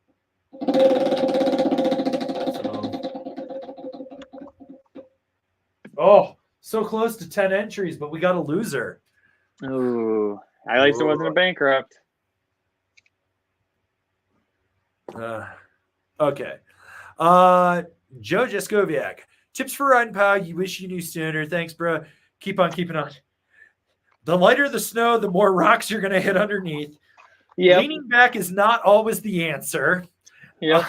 When you do land something, you do want to lean a little more back than forward. Just because you can ride a park jump does not mean you can hit a backcountry jump or a drop. Learn how to ride trees very aggressively, and do not be afraid to grab a tree and swing around it like a stripper pole. Yeah. You got anything that you want to? No, that one was perfect. That was perfect on that one, because I've done that so many times in like sketchy situations. Like, well, we're just going to do this and it'll stop you. Oh, use your helmet as a battering ram on branches. Yeah, that's a good one too. Let's see. So we're going to take this one from Zeke S. Thoughts on the public research snowboard? Will you be reviewing it? Did you get a hold of Han? Are we going to be able to get one? He hasn't gotten back to me yet. Okay, so yes, we've asked for it. I want to ride that board so bad. So our friend Ryan is now the public rep, so we're hoping. We're just waiting to hear back from him. He's too busy being an athlete. Because, he'll watch someone do something and be like, I could do that. I'm a natural athlete. Yep. All right. And don't eat yellow snow. Let's see. Oh, we got MC Bugs. We need more of Avran's the Austrian, yeah? Yeah, Avran's the Austrian. It is a pretty good Austrian accent. We got Sam Fluid. Got the excavator because of your recommendation. Need a second mellow, butterlicious board. Local shop gives me 20% off and had a Ride Twin Pig and a K2 party platter. Twin Pig felt dead, so I got the party platter. Right choice. I mean, yeah. I mean, you can make it's going to break in. You just got to understand it's going to break in. It takes about 10 days with the party platter to break in. So before the season starts, strap in and bounce nose to tail and ollie into your presses and press hard. It'll break that fiberglass in and get it flexing a little bit more. It'll be easier for you. Because if those were your two options, that's the better option for sure.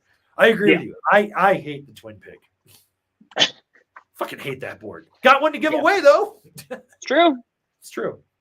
All right, let's give this man a spin.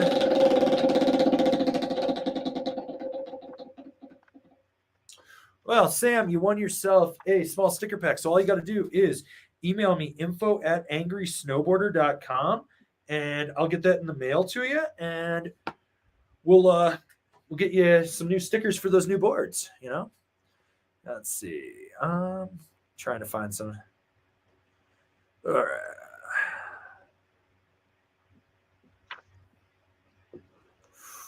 Okay, so we got Ryan Reed. I bought the Capita Megadeth, 157 wide. I'm thinking about the Rome Black Label or the Cleaver. I'm torn. Any advice or other binding recommendation?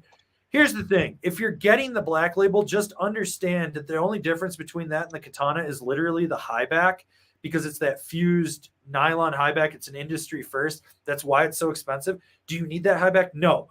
You could go down to a Katana and you would be so much happier. The Cleaver is actually going to give you a little bit more power than the Katana out of it, which will be great for carving. But do I think you need that much? It's kind of on the fence with that. You know, that's it. If you did do Union, I would go Atlas Pro on that. And if I did Ride, I would look at the 9 series. You got anything you want to add Not the to that 10. one? You wouldn't look at the 10? The 10 might be overkill for the Megadeth. It's not that stiff. Okay. So that's why I said the 9. So okay, I love the 9. So yeah. You got anything else you want to add? Possibly an Apollo, but that's might be. It's definitely gonna be on the stiffer end. But maybe if you flip the strap over to the surf side, it wouldn't be too crazy.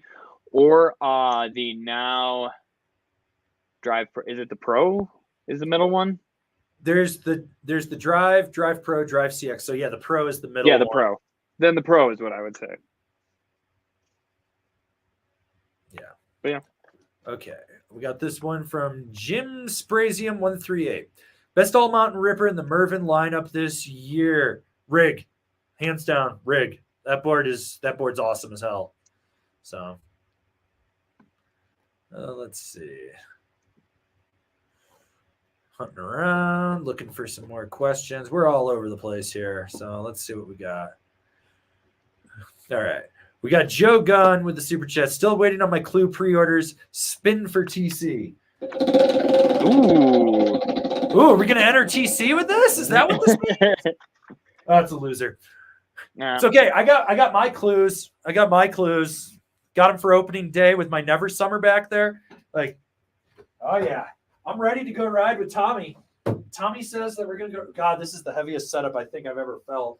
I got my clues. I got my Never Summer. I got my pink one piece. Like, you know, like unlike other people on live streams, I can actually detach my clues first try and put them back in. So, but yeah. So, anyways. I'm ready for Tommy. He doesn't think I'm coming to Keystone opening day with my Never Summer and Clue setup, but it's coming. Oh, it's coming. So we got 15 minutes till we pick the winner for the board giveaway. Then after that, TC's going to log out. We're going to have a little bit of a candid chat about Jonathan Buckhouse and everything that's going on over there. A lot of people just been blowing me up for the last week. And shout out to the guy that was posting about it over a week ago, actually 2 weeks ago about it. I could not get any confirmation. That's why I did not say anything. But until we start that, I'm not saying anything more. So let's see.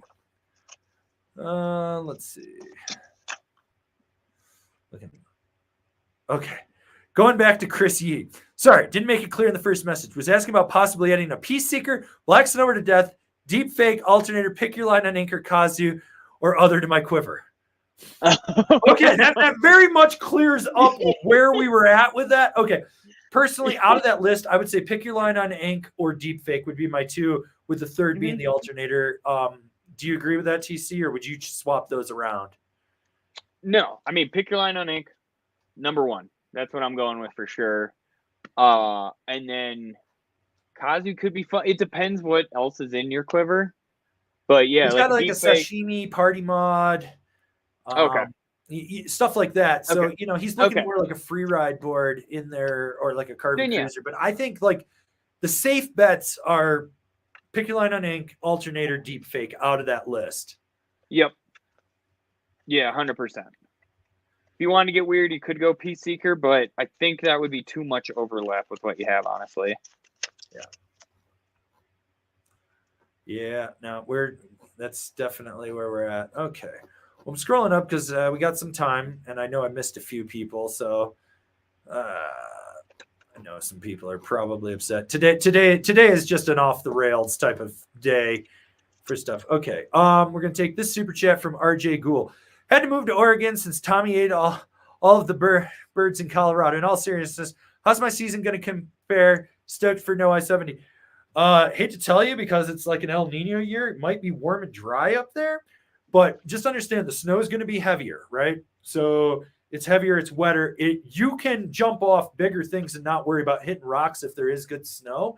And we do have a lot of a fan base up there in the Northwest. Bunch of them are actually on the Discord too. So if you haven't hopped into our Discord, you should. I bet you can meet up with some of those guys. Then maybe they'll show you around. I'm not going to volunteer everything for them. So, but yeah, so we got that. But I'm going to give you a spin here, RJ. Yeah. Remember, just because you both snowboard doesn't mean you're going to be friends. Yes. And don't forget your Avery cosplay. Don't forget your Avery cosplay. Yeah, especially when you go and meet up with those dudes for the first time, you're going to want to do an Aver. Those guys are a little weird, so you definitely want to do angry cosplay with them. They're very much about that. So, that's what you want. All right, so we'll take this one from S01. Best board similar to the Endeavor Pioneer from a different brand. You rode the Pioneer, right? No. Yeah. God, you rode that. So much stuff. So the Pioneer is like, it's just kind of like this middle of the, it's kind of like a Solomon Assassin, but with better edge hold, in my opinion. So that means like Ride Shadowband kind of fits in there with it. You can do the Spring Break Resort Twin if you wanted to.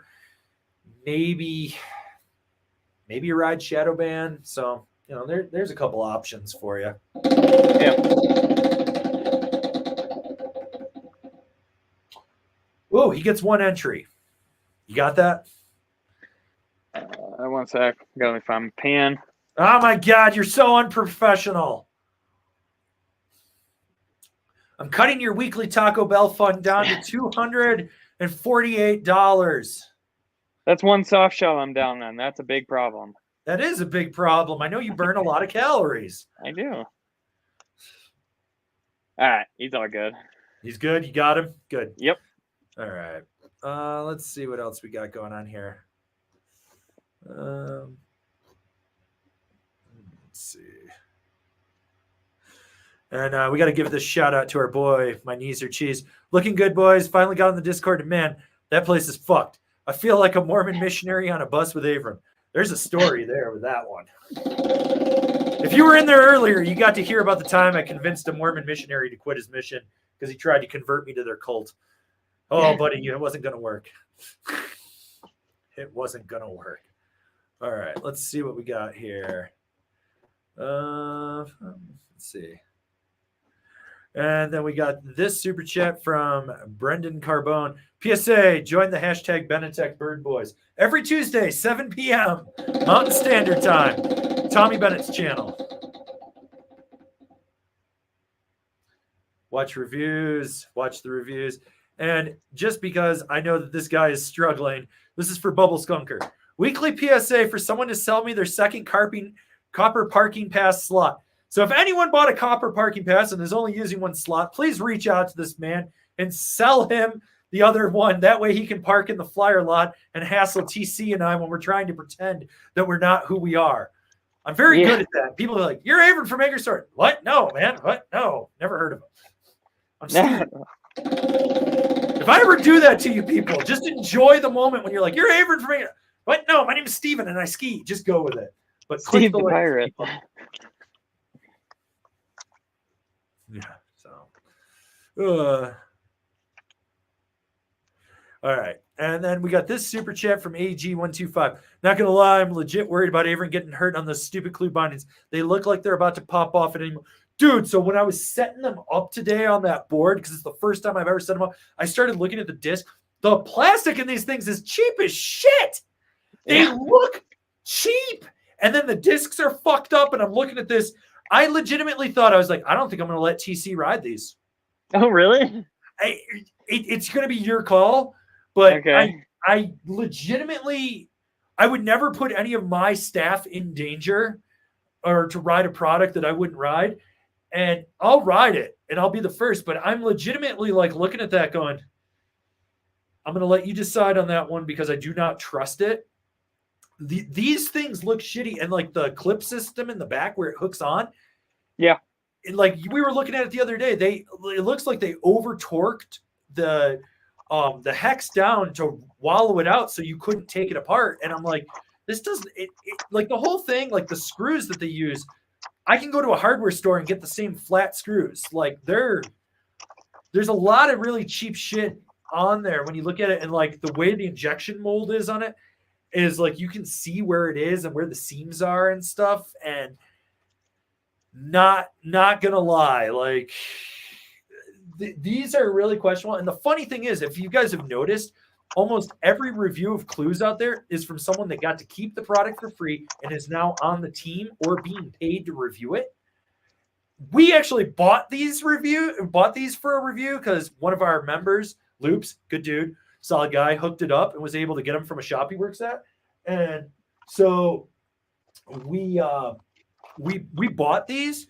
So we're not bought off because Clue blocked me on all social channels and is like, they absolutely fucking hate me because I've been talking shit on them when they were still a 3D design. I mean, they're just so frigging goddamn questionable. So, but all right, let's give this man a spin. What do we got? Give this man one entry, TC. You got that? AG_125. We're 6 minutes away from picking this winner here. So, so hopefully this custom wired snowboard is going to someone in a good home. But for anyone that's kind of upset that they didn't win a board this month or anything, we're going to be doing next month, Black Friday live stream-a-thon. We're giving away a ton of shit. We've got the fundraiser for Shred Foundation coming up. Copper's going to be opening. I'm going to be leaving some stuff around there. So there's going to be plenty of chances for you guys to win stuff. We want to always just try to keep stoking you guys out and giving back and stuff. That's it. Did you get him entered, TC? Yep. Okay, cool. Let's see. Looking for some non-super chat questions. Oh, here we go. We'll take this one from the Adam Carvalho. Looking for a new binding for my Jones Mind Expander Twin. So what do you have for him? Two options, TC. I'm gonna go the Jones Meteorite Surf Series, just because that's gonna have a little bit bigger of a wing, so a little bit better, a little bit stiffer to it, I would say, with a little foot canting in it as well, just to help with your knees. So I would say those or Solomon Hologram is what I would go with. Soft, but not too soft. Yeah, and it's got that new little flip head. So I'm thinking Ride C6. Good, solid. Yep. You can kind of do everything with it. And I'm going to go with the Battalion Blaster ASIM. Good dampening with lateral play on there. So I was literally thinking that, but I was like, I already gave that one a recommendation this week, so we'll change it up a little bit. But yeah, that's exactly what I was thinking too. And we got to give mad respect to our boy Tommy Bennett, Bill Burr, the man, the myth. Clue hit me up, but I respectfully declined. You're so nice. I just talked shit on them before they were even really a company and just a 3D design, and then they blocked me. So Tommy's a gentleman and a scholar, you know. he is. Tommy's a good guy. And just so everyone knows, Tommy's going full time right now with his content creation. Previously in the past, you know, you'd see his tutorials and stuff, but it was always just such a small window of the season. He's now doing it year round. This is his full-time job because he has left the coaching career behind. So he's got that going on. And he's also got his company, Bennett, that does soft shell jackets and stuff, as well as goggles. We are going to be reviewing his goggles. That is coming up, as well as those soft shells. So keep an eye out for those reviews coming up. But I have personally held the first generation of soft shells that he had. He let me like pick through it. The stitching is very good quality. I like the way the cut is. It's good stuff. The goggles too, he's done some stuff to really like reinforce how the quick change goggles work. And he's using a Carl Zeiss lens, which is a higher quality lens, which I have a lot of respect because it's very easy to use a very cheap, like $2 lens that a manufacturer uses. He actually had Zeiss make his lenses, and his stuff is more optically pure, but it is, as he even told me, he's like, it's more optically pure. It is not going to survive. Because if anyone's watched my Amazon goggle video where I shot pellets through the lenses, he's like, that will probably fail. And I was like, well, don't worry, we're not doing that with it. But I just want you guys to be aware of it. So he does have some really good stuff. Plus, they give you bird's eye vision. And, you know, you want that bird's eye vision when you're a Bennett bird boy. So, yeah. So, anyways, we got 3 minutes till TC is going to pick a winner. So, let's see what we got here. We're going to take this super chat from Brian P. Excited for the Clue stress test. I'm not. I'm not. So, give Brian P. an entry, sir. All right. Entries in.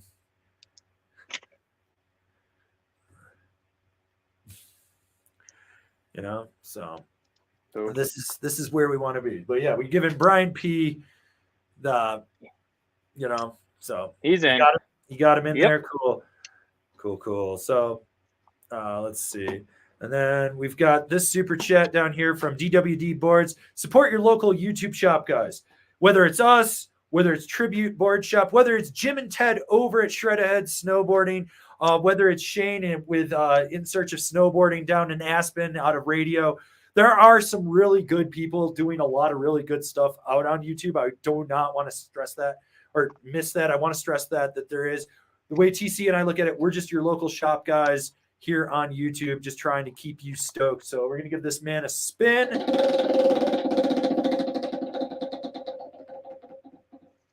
Give him an entry, DWD Boards. This will probably be our last entry because it looks like the clock is about to tick over. Also, if anyone hasn't seen, we did have a poll going today, and it said best space on the wheel. Next person gets a spin is winning with 34%. The Cuckening with 23%. I love the Cuckening because someone pays for a spin thinking they're going to win, and it's like, nope, next person gets it. We got Bankruptcy at 19% and hashtag Bird Banter at 24%.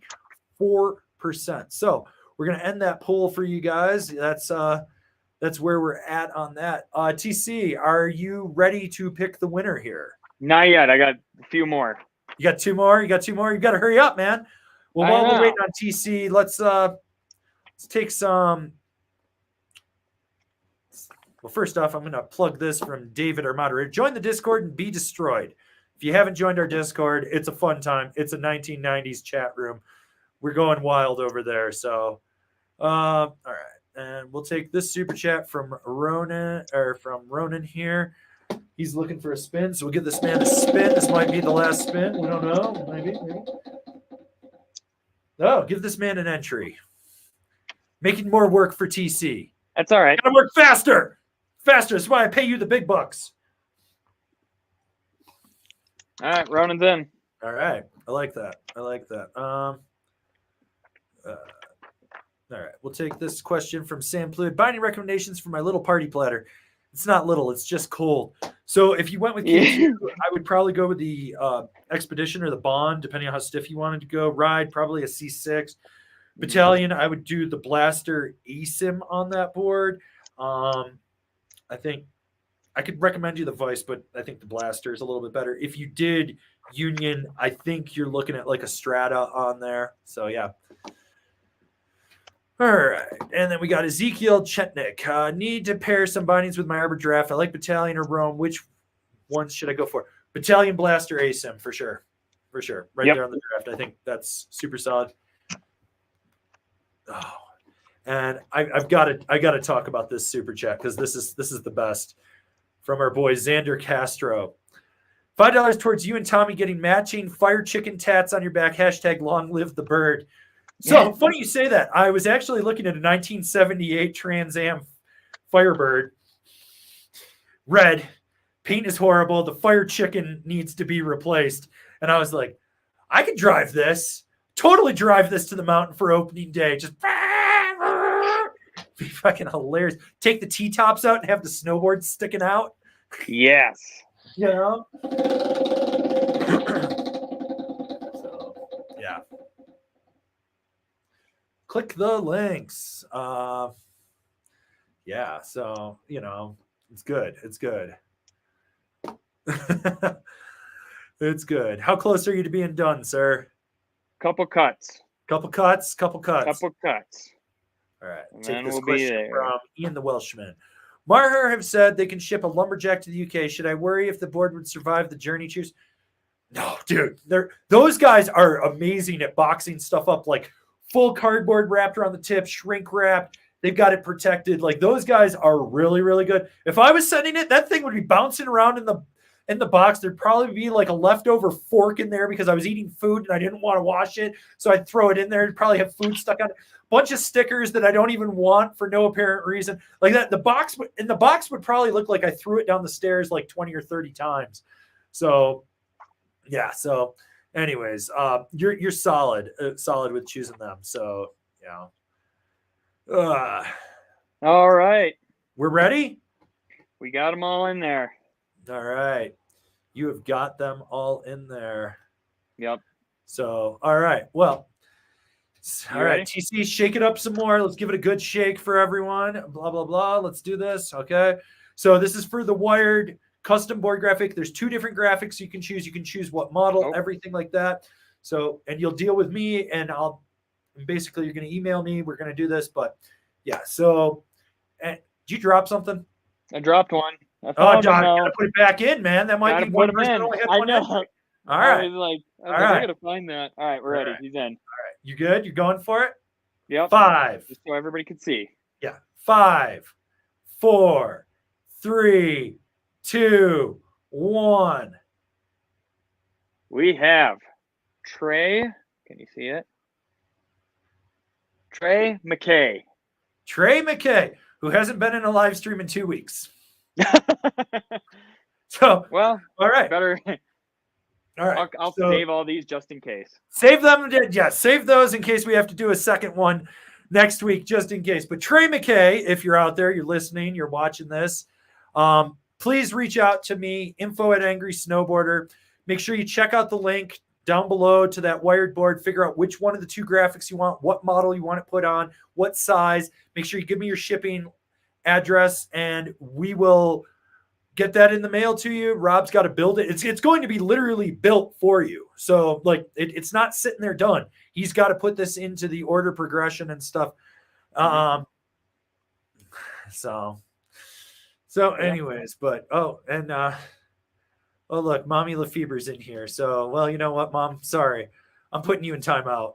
Sometimes you got to put your mom in timeout. You got to assert dominance when you're middle-aged, as your parents get older, to remind them that you're the one putting them in the nursing home.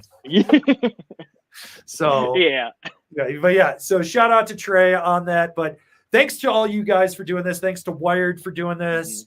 I'm very happy that we were able to do this. TC and I have been talking. I think we're going to try to do a big giveaway every month, like through the whole month for everyone. We want to do this for you guys.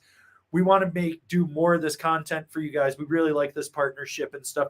TC is actually going to pop out now, and we're going to kind of change tones, and we're going to get a little more candid and kind of talk about some serious stuff that's really going on, and some stuff that it does affect. It's snowboard adjacent, but it does affect the snowboard community that we have, and why we need to talk about this, because I know a lot of people have been waiting for this. So this is why I wanted to save this to the end. And so TC, I'll talk to you later, buddy. Thank you for tuning in. Hey, thanks, guys. This was awesome. Really fun month with everything. You guys have been awesome. Thank you, Wired. And I'll see you guys next week. Yeah. Okay. So I hate the fact that, one, I have to be the voice that has to come out and say this every time something like this happens. And I'm not saying that I'm not the only one that hasn't fucked up and had legal troubles in the past or anything like that. Like you can search that, and if you're competent and you understand the reading, you'll understand, because there's a rumor that I killed 2 people. I did not kill 2 people. Like, we can get into that later. But we're gonna talk about this. So snowboard vlogger Jonathan Buckhouse, non-professional, because he likes that title of professional. I've always said for the last 5 years that he is dangerous. I've witnessed this over time and time again. Due to his negligence, a child was shot in the hand with his gun outside Keystone. Okay. The article was in the Summit Daily, and I've got it here. If anyone really wants me to absolutely read it, I can.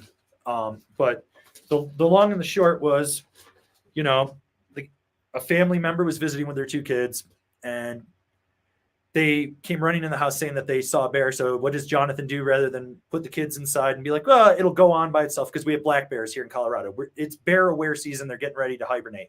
I actually have been up since 3 a.m. because a bear decided to get into my neighbor's trash and drag it under my front door, under my walkway. And so I had to clean that up this morning. This is something that I've encountered for almost the 20 years that I've lived here, that the bears are here. And so anyways, he grabbed his Glock 40, which is a pretty powerful gun for what it is, and went out looking for the bear. Why you would go chase the bear, I don't know. It's a black bear. You bang pots and pans, it runs. You have 2 dogs, let them go bark. My dog chased a bear off Main Street a month ago in Breck. She started snapping and snarling at dusk when it was rustling around, and it took off running and stuff. And we went the other way. I did not instigate with the bear because I'm not an idiot. And so anyways, he went out with a gun, put the gun in an open cabinet, loaded in a trailer. And then his family member decided that the kids were going to go to bed in the same trailer. Kid got up looking for snacks, whatever. It's a 7-year-old kid. They do stupid things. Little kids are dumb. Like, let's just be real with it. We've all been kids. We know what stupid shit we did growing up, right? I've done it. You've done it. We've all done stupid shit. I have like a missing thumbprint on my thumb because I was an idiot little kid and pushed a cigarette lighter in a car and just like, I think I did that when I was like 4, 4 or 5, something like that, So we all do stupid shit, right? Kids all do stupid shit. So anyways, the kids playing around with it. One of them shot one in the hand. This happened, right? Okay. That is negligence from a gun owner. This is someone that does not understand that the freedom to own a gun, the freedom to drive, the freedom to vote, the freedom of speech, and all that comes with the responsibility to do the right thing with it. Okay. And I hate that I am constantly the one that everyone piles this on, that I have to come out and talk about anyone in the snowboard YouTube sphere that does stupid shit. Okay. I'm sick of it. I don't like fucking talking about these idiots because then it gives credence to them. But we live in a world right now where ego and narcissism and the look at me people of the world have a platform to do this. This man has 176,000 subscribers on there.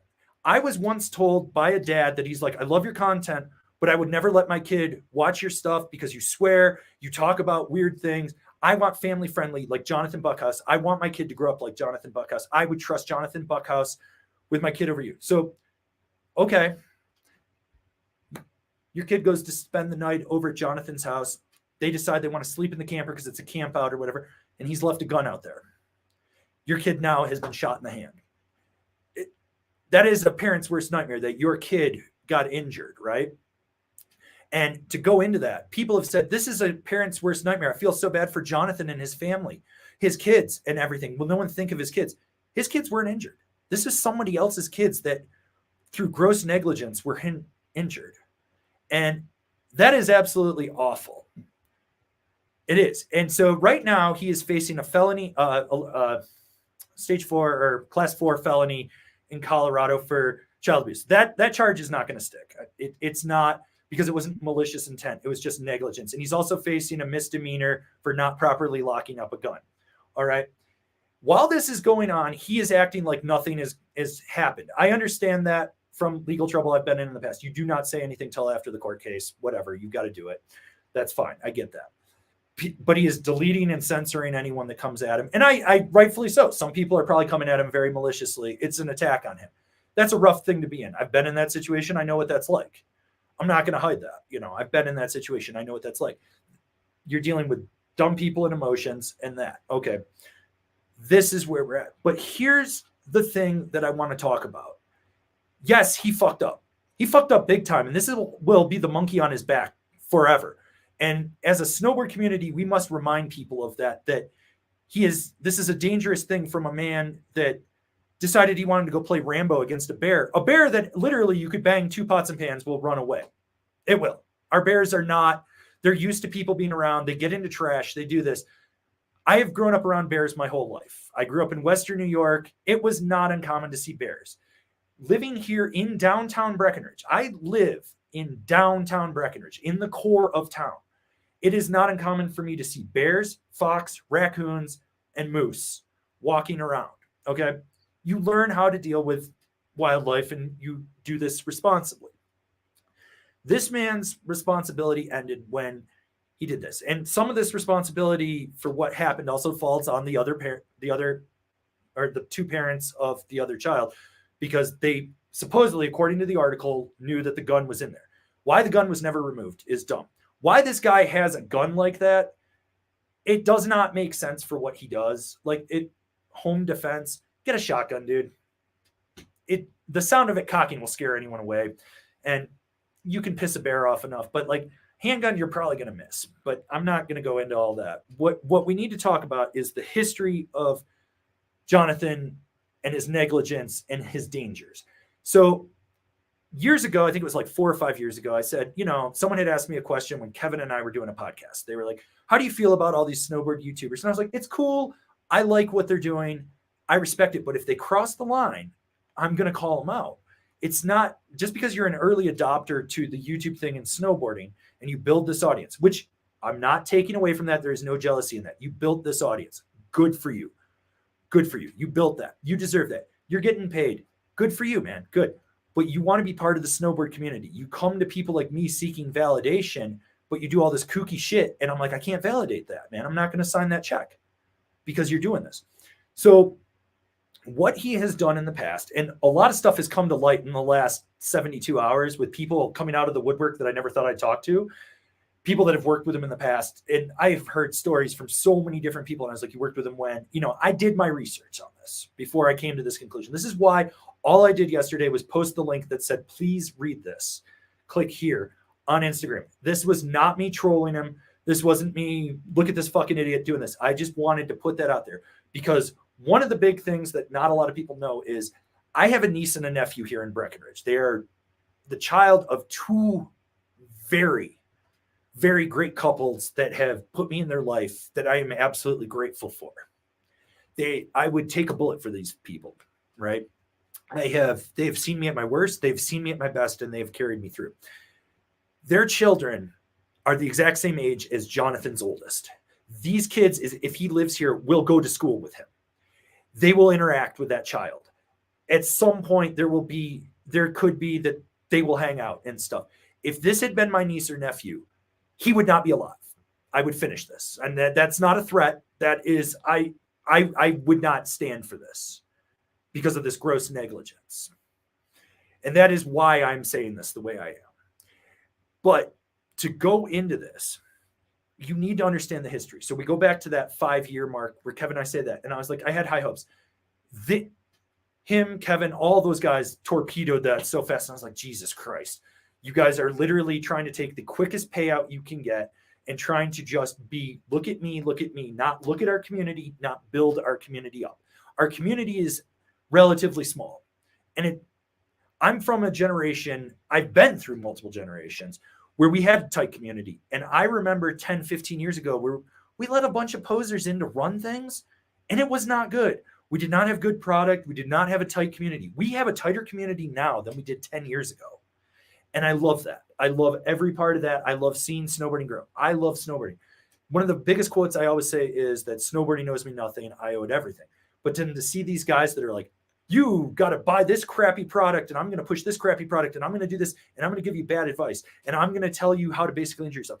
So I watched this. He has a history of faking it till he makes it, which he hasn't made it, that is so negligent. People have been injured. A bunch of people from our Discord went into his, and there was multiple people in there that have worked with him that are like, I have permanent injuries. I have disabilities. He got me injured. He left me. He abandoned me. And ask yourself this. Why is it that every time he gets a group together, people leave him? They leave him within 2 to 3 years because he uses, and moves on. And that is what he has done. And this is the whole thing. And Jonathan, I hope you're watching this. Bobby, I hope you're watching this. Cody, everyone that works with him currently, I hope you're watching this. And understand that this is not a malicious intent that I have here.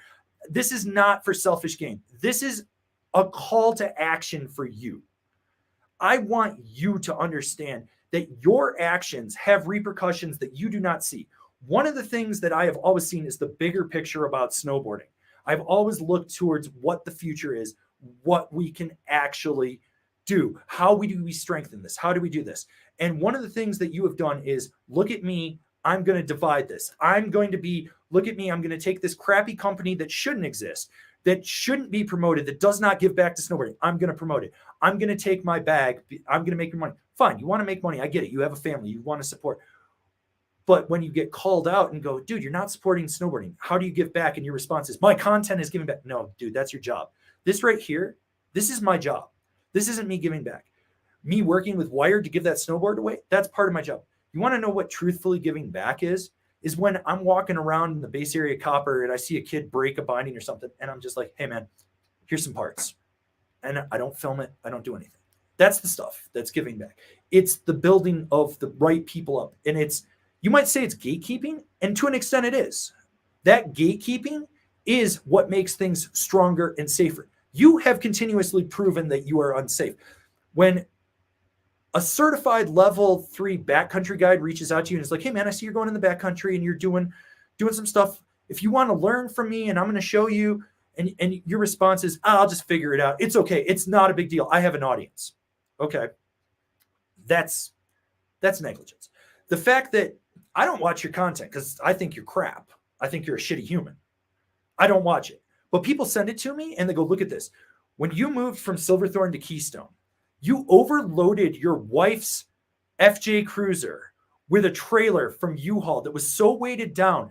If anything had gone wrong, you would have caused an accident. I know it's only 10 miles, but you had it so far past the limit. You drove on a road and you made a whole post about like, well, guess we're ready. You could have made 2 trips. You could have done anything right. And believe me, this comes from someone that has moved coast to coast. This comes from someone that has moved a lot and a lot of people. And I know how to pack and I know how to travel. You were a danger on that highway, even if it was only 10 miles, but you had no respect for those people. And you continuously have no respect for people. You do not respect those people. You do not respect your snowboarding community. And while this incident that you had is snowboard adjacent, you have made your whole brand snowboarding, vlogs, and everything in between. So now, how do people differentiate that?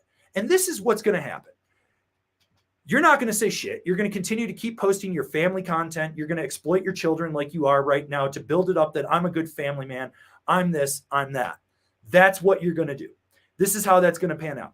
After November 29th, when you're supposed to have your court date, where they're probably actually going to dismiss the charge of the class 4 felony for child abuse, because let's be real, you're a first-time offender, you're a dad, you own a business, and you're white. You're privileged. You're going to be totally fine with this. You're going to get a slap on the wrist, pay a fine. You might get a civil suit from that family, and I hope they do, because that kid is now permanently disfigured the rest of his life, traumatized.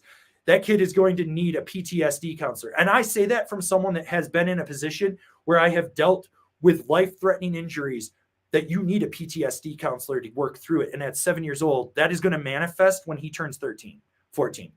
He's going to feel that later in life. And getting shot in the hand, he's going to go through life now with that deformity on there. He is a target for bullying. And you did that. You did that.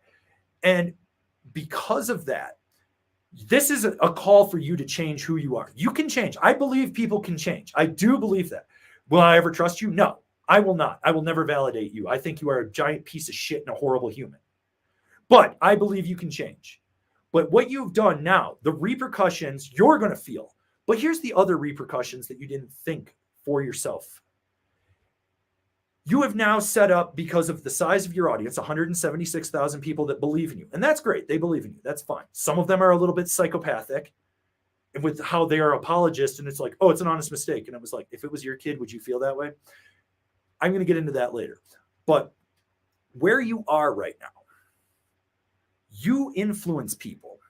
And who you are and that fake image that you project out there is not the real image. I've seen the DMs that people send me where you talk shit to like 13-year-old kids, calling them poor and ask them if they pay their own cell phone bills. Yes, I've seen that. People send me stuff with involving you all the time. I see it. I don't care. I don't like talking about you. I fucking hate you. I hate you. I hate you with everything in it. The one time that I had to talk to you and you condescended to me and acted like you knew what you was when I was being polite to you, proved everything I needed. All you care is to use everyone for your own gain. You want to be famous, but now you have to deal with the repercussions of that fame for what happened to you. And we as a snowboard community need to remind everyone, you're working now, you're starting to get legitimate brands. I see Nidecker, even though you cannot spell the brand's name, I see you working with them. I want you to understand, I could make a phone call to their US North American guy. I could talk to their marketing guy and be like, you guys need to cut back on that. You shouldn't be working with that brand.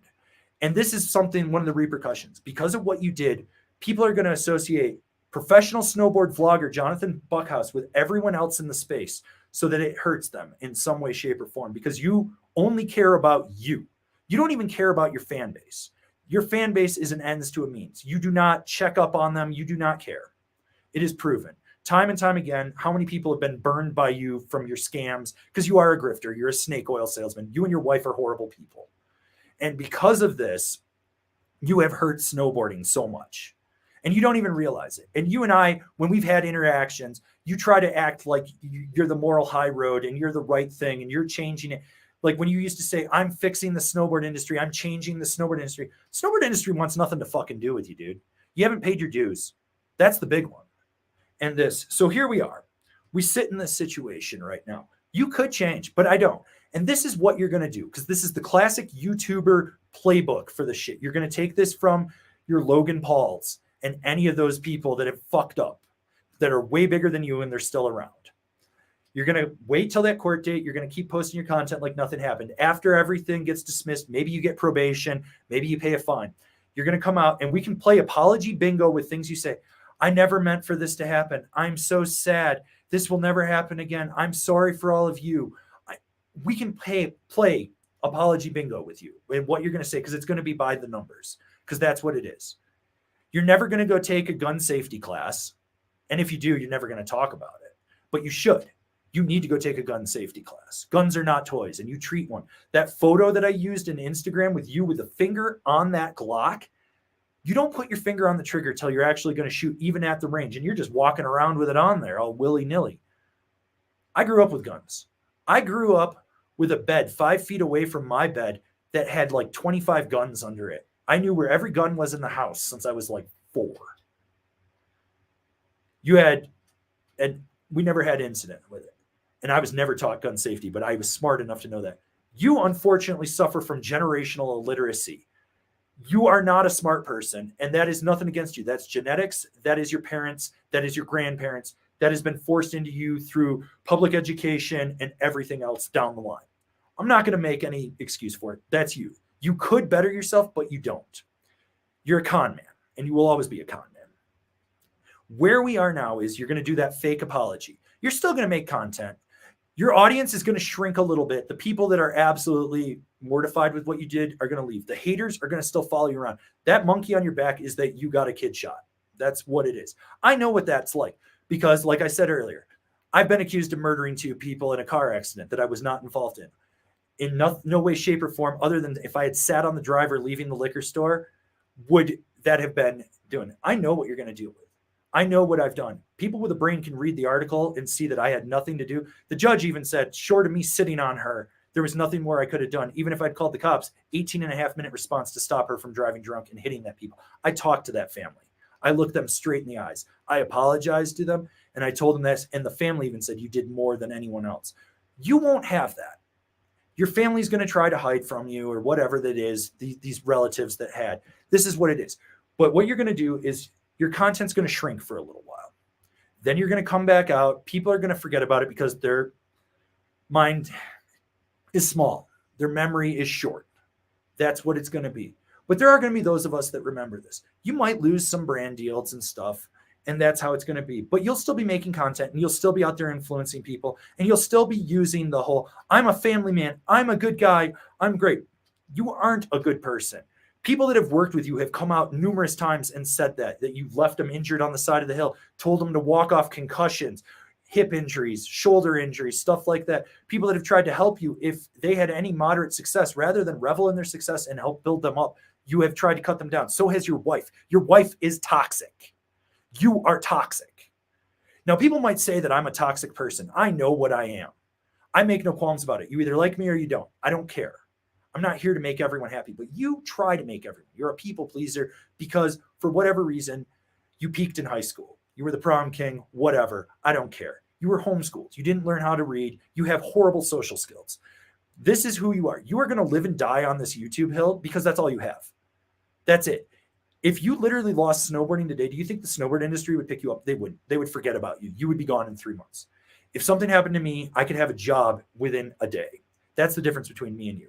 And I see how you copy stuff that I do. I see how you change your terminology. I see how you make pot shots at me. Fine, whatever. I don't give a fuck. I don't watch your content. People send it to me. What I'm telling you right now is you have a chance, a turning point in your life at 32 years of age to change who you are, to change how you present your content, to change how you work inside the snowboard and ski industry, to change how you work on YouTube. You have that. But I don't think you will. And you probably won't watch this. Someone will send this to you. And I hate the fact that I'm here having to do this and be this voice of reason. But there are 175,000 people that have subscribed to you that constantly look up to you. These are the same people that are your apologists. They're like, it's not a big deal. The kid only got a bullet through the hand. He got a 10 millimeter round from a Glock 40 that is an armored piercing round that was developed for the FBI to use. That is a big round. Point blank in a 7-year-old's hand. I know I've got tiny little hands, but I'm pretty sure I could put a 7-year-old's hand inside mine. You have fully injured that child. You might report this video. That's fine. That's fully on you. You can report it. You can do whatever you want. That's on you. What I'm telling you right now is grow the fuck up. Start putting other people, and I'm not just talking your shitty wife and your kids. I'm talking other people. Look at the bigger picture in the world out there. You are very blessed with what you have for a job. I'm not denying what you created. That is absolutely awesome. That is great. I'm glad you were able to do that. You were able to find a thing. But we're in the 7-year cycle for social media, and you are on the downswing. You have never experienced this before. I have done this for almost 20 years. I have seen this happen. The 7-year cycle is hitting for you. Look at your view counts and how low they are compared to your subscriber counts. It does not make sense. You need to pivot and change if you want to keep doing this. Do I think you could do that? Yes, but you will do it more inferior.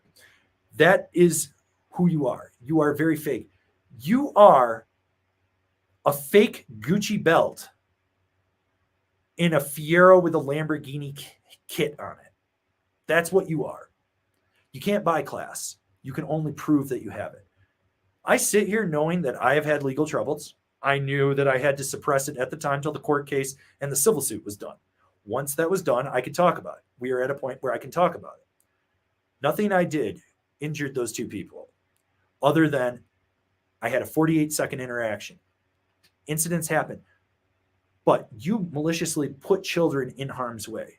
Mine was a result of someone else. Living in this town, I would have had to have sat on someone for 18.5 minutes for a cop to stop them. I did everything. What I'm really guilty of is being a good guy and offering someone a ride who I thought was just sun-fried, did not realize that they'd been overserved. And why was it that no one else than what I did that overserved her or the town of Breckenridge? We were used as a scapegoat. There is no scapegoat. It is straight ownership of what you did. You need to come out and own it. You can deny it. You can block me. You can do whatever you did with everyone else. 7 years I've clowned on you on and off. And all I did was post a link to an article you're mentioning, and that's what it took to block you or to block me from you. You did this. You care more about having an audience and people telling you you're cool than doing the right thing and being a good guy. Continuously, you have put other people in danger through your actions without even realizing it. You are a dangerous person. And what's even more dangerous is when you develop an audience, because then you sit in an echo chamber of people telling you how great you are. You have never took yourself out of that echo chamber to go, am I doing the right thing? Is this the right thing? No, you haven't. You want to fake it till you make it. You want that. You're chasing what you believe is the American dream for you. And there's nothing wrong with that, except there are repercussions to the consequences of your actions that are greater than anything you can do or realize. And that's where we're at. So here I sit doing this.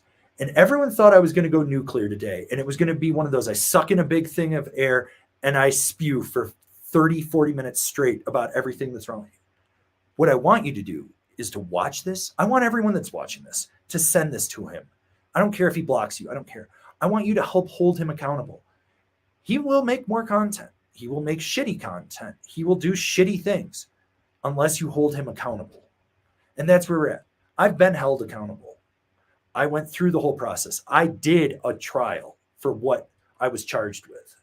You will either take a plea deal or a lesser charge, which I guarantee it's coming, that you will not get that class 4 felony just because you're a first-time offender, you're a white man, you're a family man, and you own a business. They're going to look at you, and that's what's going to happen. You're out on $7,500 in bond. Some of the people that you try to influence don't have money like that, and you don't realize that, and you never will. You will take and take and take, and that is what you are. I think you are one of the most despicable people I've ever met. I think you are a giant pile of shit. You will never change that opinion from me. I want you to understand that. I will die thinking that, and I will tell people that. But I want you to also understand, not just the snowboard community, but the Summit County community, the amount of moms and dads that saw that article that have little kids that are the same age as yours now know to never let their children play with yours because you are reckless and dangerous. I have to make sure now my niece and nephew will never interact with Roman, hopefully. I say that directly at you. I literally hope my children, my friends' children, never have to do that. I love those kids with everything. They get everything when I die because I'm never having kids. And I want you to understand that. The repercussions you caused to those kids, to your kids, to everything.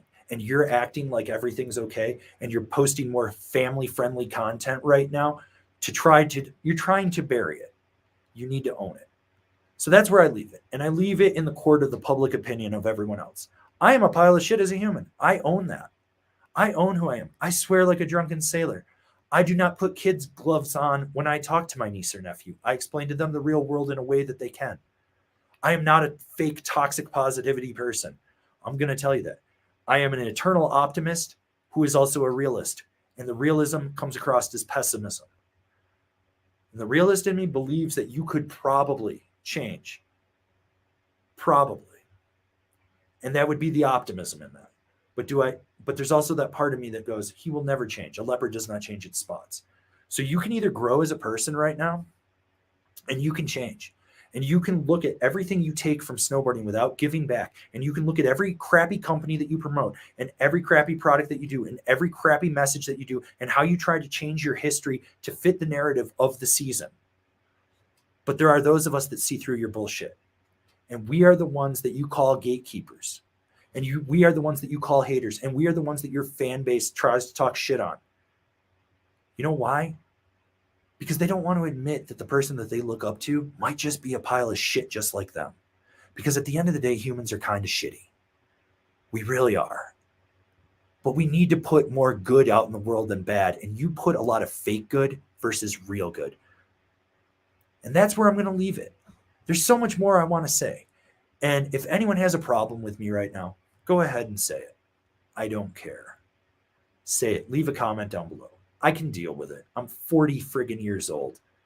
All I have ever wanted to do is ride a snowboard. And when I was 16, when I was asked, what do you want to do when you grow up? I said, I'm going to go ride a snowboard. And you know what I did?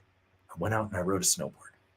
And somewhere along the lines, I had to become an adult and I had to become this voice in snowboarding to talk about this stuff. And I don't fucking like it. I don't like shitting on you. I don't like shitting on Kevin from Snowboard Pro Camper, TJ from Board Arcade. But you guys continuously do stupid, fucked up shit that is going to get people hurt, that has serious repercussions beyond anything that you know. So once again, if anyone has a problem with me, go ahead, spew it. But I'm done. And that's it. For everyone that's dumping on Jonathan right now, just understand he did fuck up. That happens. Should we forgive him? Yes. Should we forget what he did? No. And that means that maybe we don't trust him anymore. Just remember that. Trust is earned. Freedom is a responsibility. It is not a right. It is not an entitlement. Remember that. You had the freedom to own a gun. You had the responsibility to own a gun, and you have proven you are irresponsible. You have the freedom to have a family. You have the freedom to protect them. You have irresponsibly proven you can't. You have the freedom to start a business. You have the freedom to do YouTube. You have that freedom. But there is responsibility that comes with it. You have the freedom to claim you are a pro snowboarder when you are not. But you do not have but you have never taken the responsibility of being a good steward to the community. You always take, you never give. It is time for you to start giving, and it is time for you to realize maybe I am the piece of shit. Because when you make that self-actualization of who you actually are, you will be a better person. I make no qualms that I am a shitty person, that I have fucked up. There is a lot in my past. I own it. I don't hide it. Stop hiding it. That's where I'm going to leave this for everyone. I'm sorry for anyone that feels offended. I'm sorry for that, because your delicate sensibilities don't work. But that's where I'm leaving all this with everyone. So thank you for tuning in, and I'll see you guys in another video.